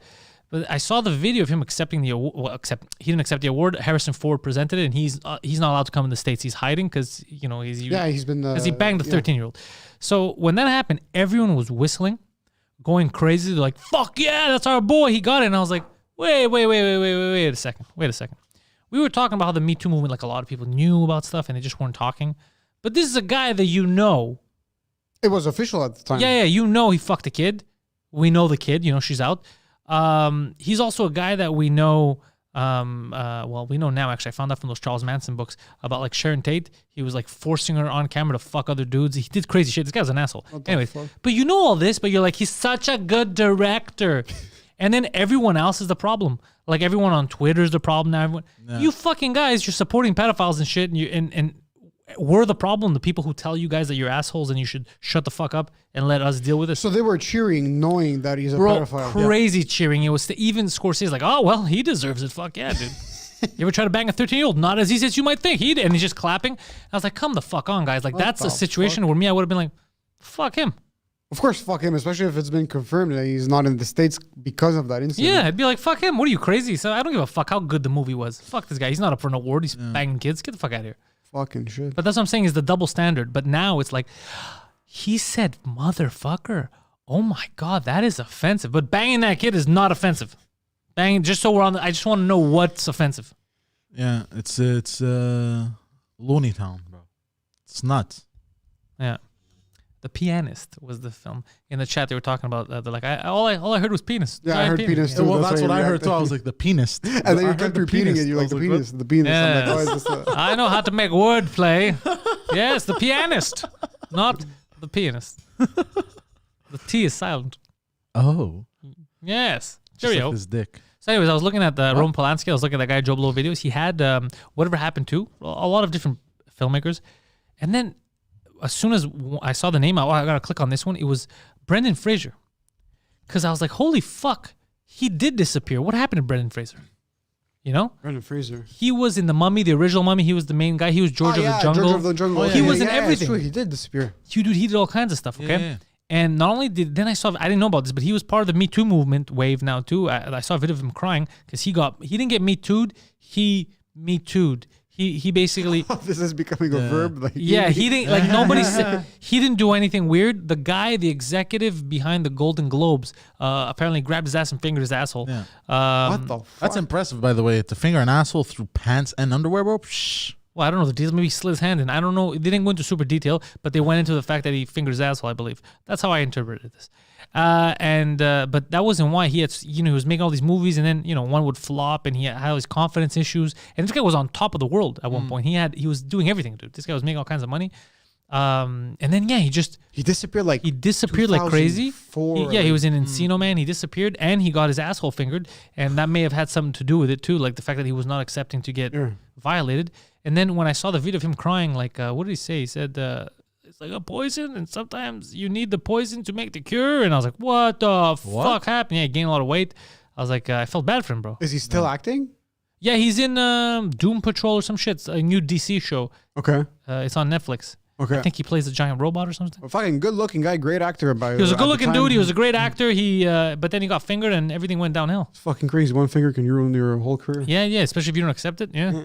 Crazy, huh? Yeah. But the fucking balls on someone to be like at an event, because I know that Terry Crews got his dick grabbed. Yeah, Terry Crews got his dick grabbed. Like, who the fuck is just standing there and be like, you know what? Yeah, fuck it, I'm gonna grab Terry Crews' cock. But this goes back to what I was saying. Hollywood, that cesspool. They're clapping for known pedophile. Do you see what I'm saying? Like, there's a whole underbelly that they do fuck around a lot. Of course. So the shit's acceptable. So then you wonder, how is this going on for so long? Because the shit's acceptable. So if you get in the right circles, you shut your fucking mouth. They were clapping for what's his name, Harvey Weinstein, for so long. Yeah, and they all knew it. For so long, until 2017, everybody was fucking clapping for him, yelling, "Yes, of course, the best producer of all time, top grossing producer, whatever the fuck it was." And then everything comes out, and then I don't know if you know that, but the main advocate, the woman that started sort of the Me Too movement, which Rose McGowan. Rose McGowan, but there's Anthony Bourdain's ex-girlfriend, that Italian actress. I fucking forgot her name. Anyways, so and she went and banged the kid too. So that woman was one of the first to be very vocal about the Weinstein. Yeah, she's like, you can't sexually harass people, you can't take advantage of younger people. And then some guy came out and was like, you fucked me when I was 15. Yeah, so she was the first one on stage. She accepted. I think it wasn't an Oscar. I think it was a Golden Globe. I don't want to talk out of my ass neither. Yeah. She was like, and we need to keep people accountable for what they go through, and you need to tell people that this is not what you should do. We are women. We are strong. 3 weeks later, you realize I think she paid to settle with like a 17. He was 17-year-old at the time when they were said, but she banged him before. She banged him at 15. So she settled for $700,000. Miro Sorvino. Sorvino? That's what he really wrote in the chat. That's what Gabe showed. But anyway, I remember that because I was laughing. I was like, get the fuck out of here. Why wouldn't you just shut the fuck up? Why would you be so vocal when you're out there banging kids? Seriously, they're throwing stones but living in a glass house. Yeah. That's nuts, bro. Fuck all these people. Yeah, so it's just crazy when I see shit like that. Anyway, so like guys like Brendan Fraser, who seems to have been one of the good people in Hollywood. Asia Argento, sorry. Oh, Asia Argento. That was her. Argento, yes, I remember. Yeah, she got fucked. Asia Argento, yeah. Yes, who's Sorvino? What did she do? But that sounds familiar. Yeah, Asia Argento. Yeah, I remember on Twitter. And I know Rose McGowan is the only one now. Rose McGowan kind of like red-pilled. And she's always fighting with the other one. I know who that is. What's the one from Charmed again? I keep forgetting her fucking name. Alyssa Milano. Oh, she's dumb, bro. She's fucking. She was saying that she has a third of Rogan's following, or like a third of Rogan's even less. Following. No, even less. She goes, how come he has so many listeners, and how come he makes so much money? I should be making that money. And then people are like, but you don't have his listenership. Nobody likes you, and your podcast is garbage. Oh, this is like the WNBA complaining. Yeah, exactly. Yeah. And then she's like, well, it shouldn't be like that. He shouldn't have those eye shots. But you can't decide that for people. People decide what they like. Yeah. They don't like your stuff. Just like people don't like the WNBA, like this. Yeah, but that's the other thing with the WNBA. They're like, we should get paid the same as the guys. Not. But they get paid based on performance. Like right now, they're losing 15 million. From the. Are you willing to take a 15 million pay cut? You can't because you don't make that much to begin with. Like there's no. You don't even draw that much. They're a subsidized league. Yeah. The NBA has to pay for them every year because they're always in the minus. Right? I'm not making fun of women I'm just saying that's the facts of the WNBA is that they don't make money. But you know what's crazy? These are the same people that argue that you can't run a capitalist country because there's no unlimited resources. Yeah. And then they claim that they want unlimited resources, basically. Like, where do you want the money to come from? Same thing with soccer. I remember the U.S. soccer team, remember? The female, and they're like, we're not going to stop. We want equal pay. They're like, what do you mean by equal pay? What the men make. Yeah, but the men are drawing in billions of dollars. You can't make that because you don't have it. It doesn't... But with the USA women's team, wasn't there a thing where they were complaining about the way they were getting paid? Well, 'cause- then they gave them what they wanted? Because No. at the beginning, I think it was performance-based. Yeah, so then they said, "What do you want?" They go, "We want to make a percentage of the overall profits." I think of the tournament, what the fuck it was. So then they said, "That's what you want, okay." And the percentage they were making was less like, than what they were making before. yeah, but not just that. Their percentage they were making was huge compared to the guys. Like they got 10 or 30% of the overall profit, Yeah. right? And they still weren't making as much as the guys because the guys were only getting 1% or something, but of billions. Yeah, of course. So they go, they're still making more than us. They're like, yeah, because they draw in more. How do you want us to explain this to you? Or do you want free money? Yeah, Like, in how the better fuck- detail. How do you want us to? It doesn't exist. That's like Yeah. me opening up a restaurant, and because it's open, I go, I want to make the same money as McDonald's. Yeah, they're everywhere, all over the world. They're selling millions of burgers per day. What did Yeah. you sell? 3 croissants. I want the same money as McDonald's. It doesn't make fucking sense, bro. Yeah, Like, it's course nuts. it has nothing to do with women or it But has I nothing- thought that the USA team, they were requesting a way of getting paid. they Then fucked them over. They ended up making less. They ended up giving them whatever the percentage that they wanted. And then with that platform, They they made were less. happy with it. And then they realized, oh, fuck, we're making less money now. This Yeah, is- because what they said is we want a percentage of the over, and they go instead of that's getting a not- fixed salary. yeah, that and they was go it. that's not good for you because don't draw. You don't draw. Ha, we're gonna see about that. And then they got fucked. So let's say you were making 150,000, which is nothing as a professional soccer player or whatever it is. Yeah. And then they requested like 15 or 20% of ticket sales. They ended up making like 110K a year or something, which they were losing. Every single person on the team was losing money like tremendously. We're talking 30 to 40% pay cuts. So that was, I'm like, oh, fuck you want equal treatment? Then Yeah. figure out you should. You first- don't want equal treatment right now. You want self-aware. preferential treatment, which is fine because if Yeah. you're self-aware, you know what I mean. Like if you're a struggling business, like you want right now preferential treatment to help you stabilize if you believe in your product Yeah. to then make money. But to But just this be is a dire circumstance. Like we're out of the ordinary. okay, but it would be the equivalent of me with no training right now being like. Last minute, what? Mike Tyson wants to box me last. Let's fucking do this next week. It's like Pantelis. I don't think you know what you're getting yourself into. I go, Mike Tyson, bro, some old guy. Let's fucking do this. And you guys are It's like- paying me $1 million. Yeah, $1 million. Let's fucking. You know what? Pay me on the amount of fucking punches I land, bro. How about that? I'm killing this motherfucker. Then you And it's become like, paraplegic. Yeah, it's like no, dude. I don't care how old you think he is. This is Mike Tyson. It does not compare. Mike Tyson. I'm Pantelis, bro. Watch this shit. And then I go get the shit one punch and I'm dead. You die. That's And I'm like, what the fuck? It's not fair. No, it's not about being fair, bro. This guy was better prepared. He's the professional. Of course he's course. gonna Yeah, win. he's a- Like, don't be stupid. of course. You know that, and I hate it when they do that. Like, oh, we should be making the same as them. All right, we'll do the same work as them. Do the same, draw the same amount as they do. Sort of a blind equality of like you don't even do your research first, and then you're like, I want the same thing as he does. They're not getting paid because they're guys. They're getting paid because there's money in that league. course. There's money in advertising. There's money in viewership. They're not getting paid. You're a man. Here's the money. When's the last time in the United States of America they're gonna go up to a black guy and be like, "You're a black man. It's your lucky day. Here's a couple $1 million." Never happened. Yeah. You know? This reminds me of the same arguments I used to have with coworkers. Some coworkers were basically Making less money, but they weren't selling. no, they were accusing me of getting preferential treatment because I was getting more basically time to do sales and more opportunities to make more sales and stuff. And at God some damn it, point, 1%er. I got so fed up of hearing that I was getting preferential treatment and that it wasn't because I was good. I took the whole month. I took a hit for the whole month and said, okay, you know what? You think you're better than me? Go ahead. Go inside. You know? Inside is where you make the sales. Yeah, basically. Okay. Go do the sales. Go do them. And I had less time than them, basically. Inside? Inside. He outsold everyone. And I still outsold them. That's unfair. Yeah. You know? I'm like, so Give where's me the... from Oh, your by the way, you sales. never finished when that first happened. What did they say at the end of that month when? Because I remember you were bragging to them, but did anybody say, "Okay, look, we're sorry," or No, they didn't even apologize. Nothing. They were just like, oh, okay, whatever. This was a slower month. Yeah, no, start getting out these basically excuses. shit like that, and basically, the commission structure isn't set up properly. And how so? basically- I got less hours than you to make commission. How the fuck Yeah. did I? What's the commission structure have to do with any of this? And I was down We're to- all in the same structure. yeah, and I was down to 1 day a week, Yeah, no, and I that's. still fucking mopped the floor. But me, I noticed like the WNBA used to be a running joke everywhere. Me, it was with the U.S. women's soccer team when I saw that when they were like, "We want equal pay." I was like, "Yeah, that's fine. They should be getting equal pay." And what I meant was, I don't know, fucking X percentage of whatever the fuck. Yeah, that makes sense to me. But then it's like, no. We want equal, like whatever salary they get, we want the same one. I was like, well, it's a different business. That doesn't make it. I can't be like, I start up a company Be like, I am the CEO of Pantelis Industries. I should be making the same as Bezos, who also is a CEO, right? It's like you're requesting a Rogan payout right now. Like, Yeah. How the fuck am I not getting $100 million in 3 years? I too am podcasting on the Spotify's. Where is my $100 million, sir? Like, you'd hear me say this and you'd be like, can we kill him? Yeah. We can't have him reproduce. I mean, the American soccer team, I remember at that time they were getting some heat. They were People were getting pissed. People were getting pissed, but when they started requesting the same type of salaries, they were drawing more than they used to, and they were getting some sort of recognition. And I remember because I've never heard of a women's soccer team, and I was starting to see them like commercials and whatnot. So I understand. Let's say that year you're performing better than usual, get a bonus.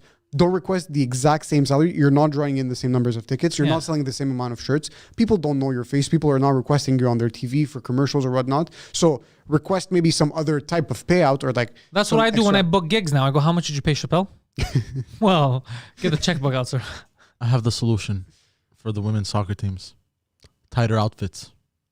That's Could be. going What to do you draw mean? more people. No, it's not going to draw more people. You don't think so? No. Look, ladies soccer's not bad, actually. Ladies soccer at the highest level, it's fun, but it's still not as fun to watch as. But everything will grow in time. Yeah. You get it? Yeah, of course. It's don't try to be that thing. Don't try. We want the same. No. Slowly, you're gonna grow your own thing, your own fucking teams, your own league, your own fan base. You're gonna be making money. Focus on growing that. Yeah. Don't try to be like I have to match Real Madrid. Or you can't, because that took 100 fucking years. Of course. It didn't happen overnight. And that's fanaticism too. Like these clubs, people follow them. The culture in Greece, for example, like me with AEK Athens, all that. It's almost a religion. You follow your team no matter what. These are hardcore loyalties that it's like I said, 100 years that has been sown from fucking father to son and all that. It's not a easy thing. It's not like in North America where it's like, all right, I like Nashville now. It's not like that. It's a whole different system, soccer. It's cultural. It's very ingrained in the culture, and it's. Yeah. You can't, let's say their leagues has been out for like 15, 20, 30 years, whatever it is, whereas men's soccer has been commercialized, I would say, for close to 100 years now. So it's not the same thing. Try to find different ways of getting more tickets sold. Yeah, it's not about with them. seats No filled. one's like, oh, it's women. Fuck that shit. It's not that. It's just I don't like it. I like the WNBA, bro. We tried to watch that game once. Yeah. We were at this was when Vogas was open. They had the WNBA on. So me and Poseidon were like, all right, we're waiting for basketball. Let's just watch some basketball. Yeah. And we were getting very frustrated. We were like, can you change the fucking channel? I can't take this anymore. Like, there's only so many missed layups that I was like, I can't. I'm getting anxious inside. Like, you're like, oh, she's gonna make. Oh, she's gonna make. I go, how the fuck is everyone missing? Like, it's been 3 minutes. Score, fuck. So we had to change it because we were getting frustrated. Shit. Yeah. So they should just get better players. No. I mean, that's the game we saw. Maybe other games is more exciting. Yeah. But I'm saying when I saw that, and then you watch an NBA game, you see the quality difference. Yeah. You're like, no Difference, yeah. wonder. For sure. Like the UFC and backyard fucking wrestling, there's a big Both difference. very entertaining. Both but very there's- entertaining, but Yeah. big fucking difference. For sure. Yeah. How to fix women's soccer, allow men to play. No, that wouldn't be good. But women's soccer, like women's soccer at the highest level, like ladies soccer as I call it, like I was watching the World Cup and stuff, I could enjoy it. Yeah, I feel like there's a different dynamic with soccer with basketball. Basketball is very short range and back to back, whereas soccer is more about strategy and you have more time to flow into the game. So of course there's a difference between men's soccer and women's soccer, but you can still watch women's soccer. It's still enjoyable. Yeah. Whereas basketball, man, it's a different sport. Women's basketball is a different sport. bad? It's not even that it's bad. It's what it is. And the other thing is something else. But, European basketball and NBA is also very different. slower. Yeah, there's a lot more three-pointers in the European game, but just the way it's played is different. It's also more physical. But they're two different. If you watch basketball, you start watching both of them, you're like, what the fuck? It feels like I'm watching a different sport almost. Oh, that bad. Yeah, like just the way they play. Like the way they'll run a pick and roll here because of how lighter they are to likely to call a foul, and then they're not. There are people getting knocked down and they're not calling anything. Like sometimes I have trouble watching a European game, watching an NBA game because I assume it should be a foul. I'm like, oh no, apparently in Europe you can clothesline a guy. Like, yeah, it changes the whole game. It changes the whole game. So if you don't like that, like if you like physical play, you're gonna prefer one over the other. If you like 3-point play, if you like fancy moves, you like slam dunks, you're gonna like one thing over the other. It's just how humans are. And some of these leagues have superstars. Some of these leagues have superstars. You might have a guy who... Women hockey is good too. It's pretty good. Yeah, women women's hockey hockey is is the only ice women's hockey. league, yeah. It's fucking fun to watch. Yeah. Yeah. I don't hear them complaining. They should. Well, they shouldn't complain, I guess, because They make like $10,000 a year. That's there pretty you go. sad. But Yeah, but not because they're not good. they don't Because sell there's no tickets. structure. There's no business. There's no business. Yeah. A business is simple. It's plus and minus. If there's plus, so if there's money that's coming in, whatever this amount, we're going to try to pay everybody as equally as possible. Yeah. If there's nothing coming in, I can't afford to pay you more. I'm not going to go out of business because you want a bigger salary. If Yeah. you want a bigger salary, start promoting yourself more. Yeah. Start doing They better. have some fucking super talented hockey players. Try to find a way of getting more people in the seats. I'm with you. And it's more of like the stigma too. I know that if I'm just about to start getting into sports, of course, I'm not going to start with fucking women's cricket. Like you're going to start watching like whatever is. I'm not going to watch cricket in general. Have you ever watched a cricket game? It's pretty fucking. These Not for games me. go on for like 4 I don't days. like baseball either. God damn. They go 4 on for like days. 3-4 days. The Yeah, games. baseball too bothers me. I can't. Yeah. I recently got into a sport, viewing a sport. You know the one where it's the long jump in the sand? What do you call that? The Olympic sport? The long jump? Is it called that? Is it I believe actually? so, yeah. I thought maybe there was long jump. Okay. The women's version of that. You mean the long jump? Yeah, the women's version of the long jump. Well, it's not a version. They're still doing the exact same thing. They're jumping. It's just a long jump. But Yeah. you like watching women jump. No. Basically, these girls have a very strong lower body. And they are some of the most fit women I've ever seen in my life. Okay, so do you like watching them jump, or you just like watching them? I like watching them. Okay, that's not. So I don't think this Olympic event had anything to do with your decision. You know, the sport where they have very, very, very tight jerseys. This is a very tight shorts. Yeah. What's the name of that sport? What's that Olympic sport where they have the pole vaulting? That and pole dancing, both fantastic. Both should have been an Olympic event. Let's be honest here. That's basically what he said. Yeah. No, so you just like watching hot women. Yeah. That's fine. That has nothing to do with what we're These talking about. specific hot women. Yeah, but it has nothing to do with what we're talking about. Because of the sport that they do, it's funny because like they're slim and petite up top, but they're like super fit. It's like a weird, Like volleyball players. basically. But volleyball players are all around very tall and very strong women. It's rare that they're shorter approach to the physique. No, I've seen some short volleyball players. Yeah? Volleyball's fun to watch, guy or girl at the highest level. What I love when because as kids and recently I used to travel to Spain, and when you get there, you have their European channels like Eurosports and whatnot. Dude, and this is when I why talk love- volleyball, that's what I mean. I mean, they're handball. These are real sports there. handball, beach soccer, Yeah, those are fun. volleyball. Handball is fucking sick to watch. Handball's good to watch. Handball is a sick sport to watch. Or they fuck each other up. They fuck each other up. Handball? It's so it's so fast paced. The small, it's a small ball.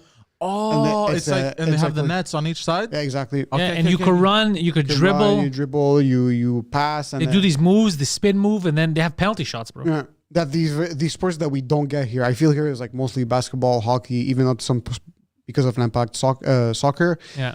football because of the CFL. But okay, can we admit the CFL sucks at least? Fucking sucks. It's a very boring sport to watch. I can't, and it's football, right? It's supposed to be football Yeah. with an Yeah. extra down, whatever.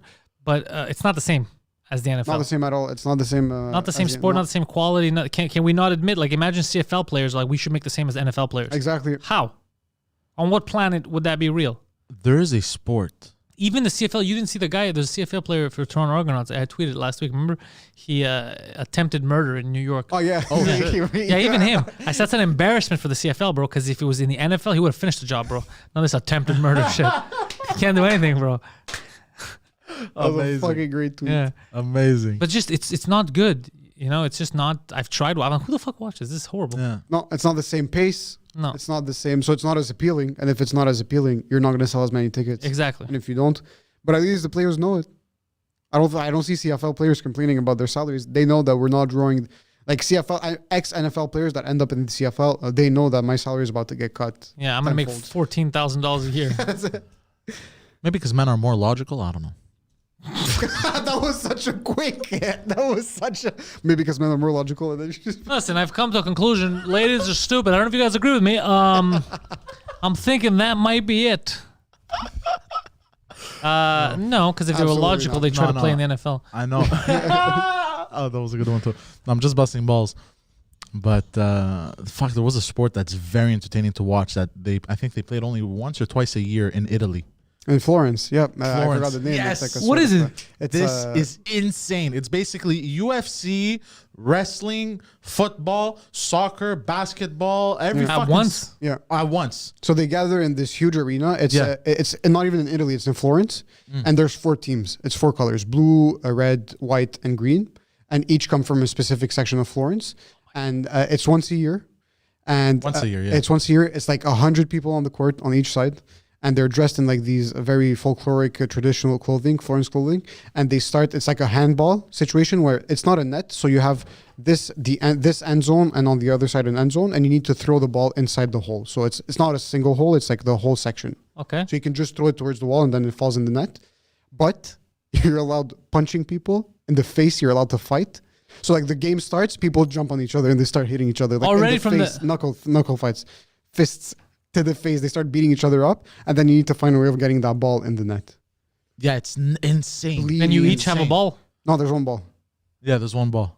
and Oh, there are man. like 100 people on the And on the court. whoever scores first wins. No, it's like there's a certain point limit, or I think it's Yeah. time. It's like 2 rounds of 45 minutes or something, and they beat the shit out of each other. Yeah, There's yeah. actually a documentary on Netflix about What's how it called? I want to started. watch this. I'll tell you the.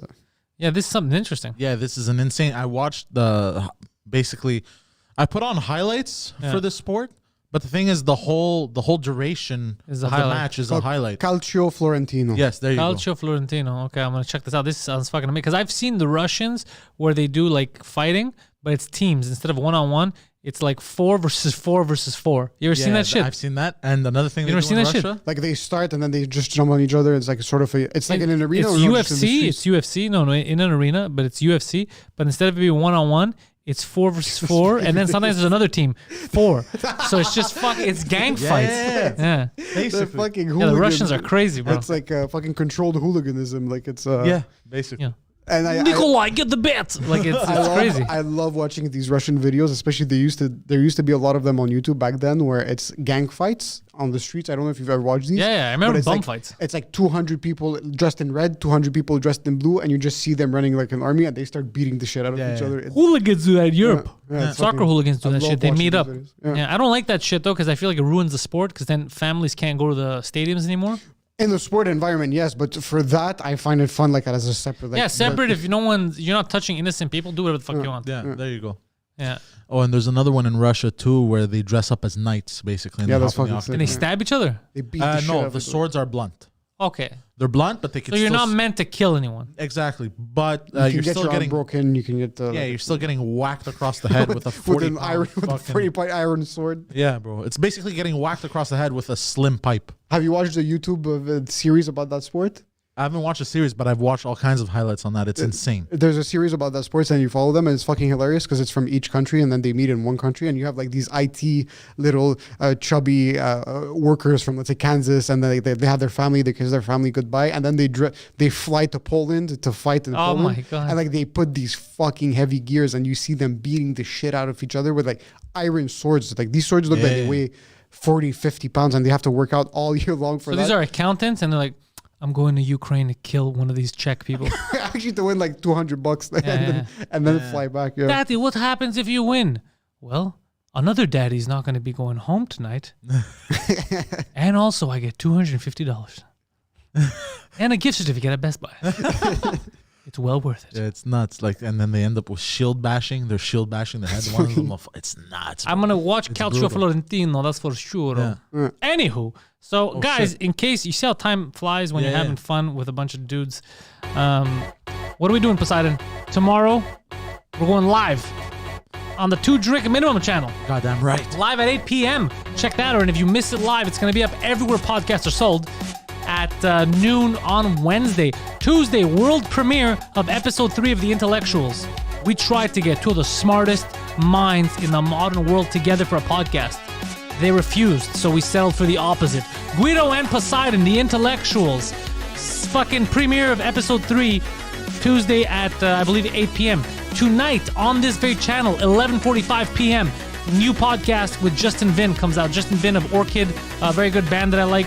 It's a good podcast. He was here about a week ago. We're hanging out in the studio, record a very good episode. So check that out. It'll be up on all the audio platforms at the same time as well, in case you want to hear it in audio format. Sign up to the Patreon, patreon.com/Pantelis. You win all kinds of cool gifts when you sign up. Not everyone, but some of you. So if you join the boss status, you get to enter for the possibility of winning t-shirts, of which we give a shitload every month. If you look at the Discord, you'll see photos of very happy winners of keychains, shirts. Did we give you a keychain? We're going to give you a keychain right now as you leave. Keychain. You already gave you one? No. We're going to give you another one. All right. So check out Emile Coury. Emile Coury's online with his podcast, Sans Commentaire. Him and Jacob Ospian. It's one of the best French podcasts that we have around. So fucking check that out. Download on Spotify. They're on the YouTubes. They're everywhere. Check out the links. Follow Emile. Poseidon, you'll find him on the Poseidon69, Twitter and Instagram. Poseidon, anywhere else they're supposed to find you? Anything else you want to plug? Some back alley, probably. He's out there plugging assholes in back alleys. We're back with new episodes of This Just Thing this week. Me and Phil are going to get together, record some funny stuff now that the election's over. The morning show happens Wednesdays and Fridays on this channel, live at 10 a.m. Eastern. Thank you guys for listening. Bye.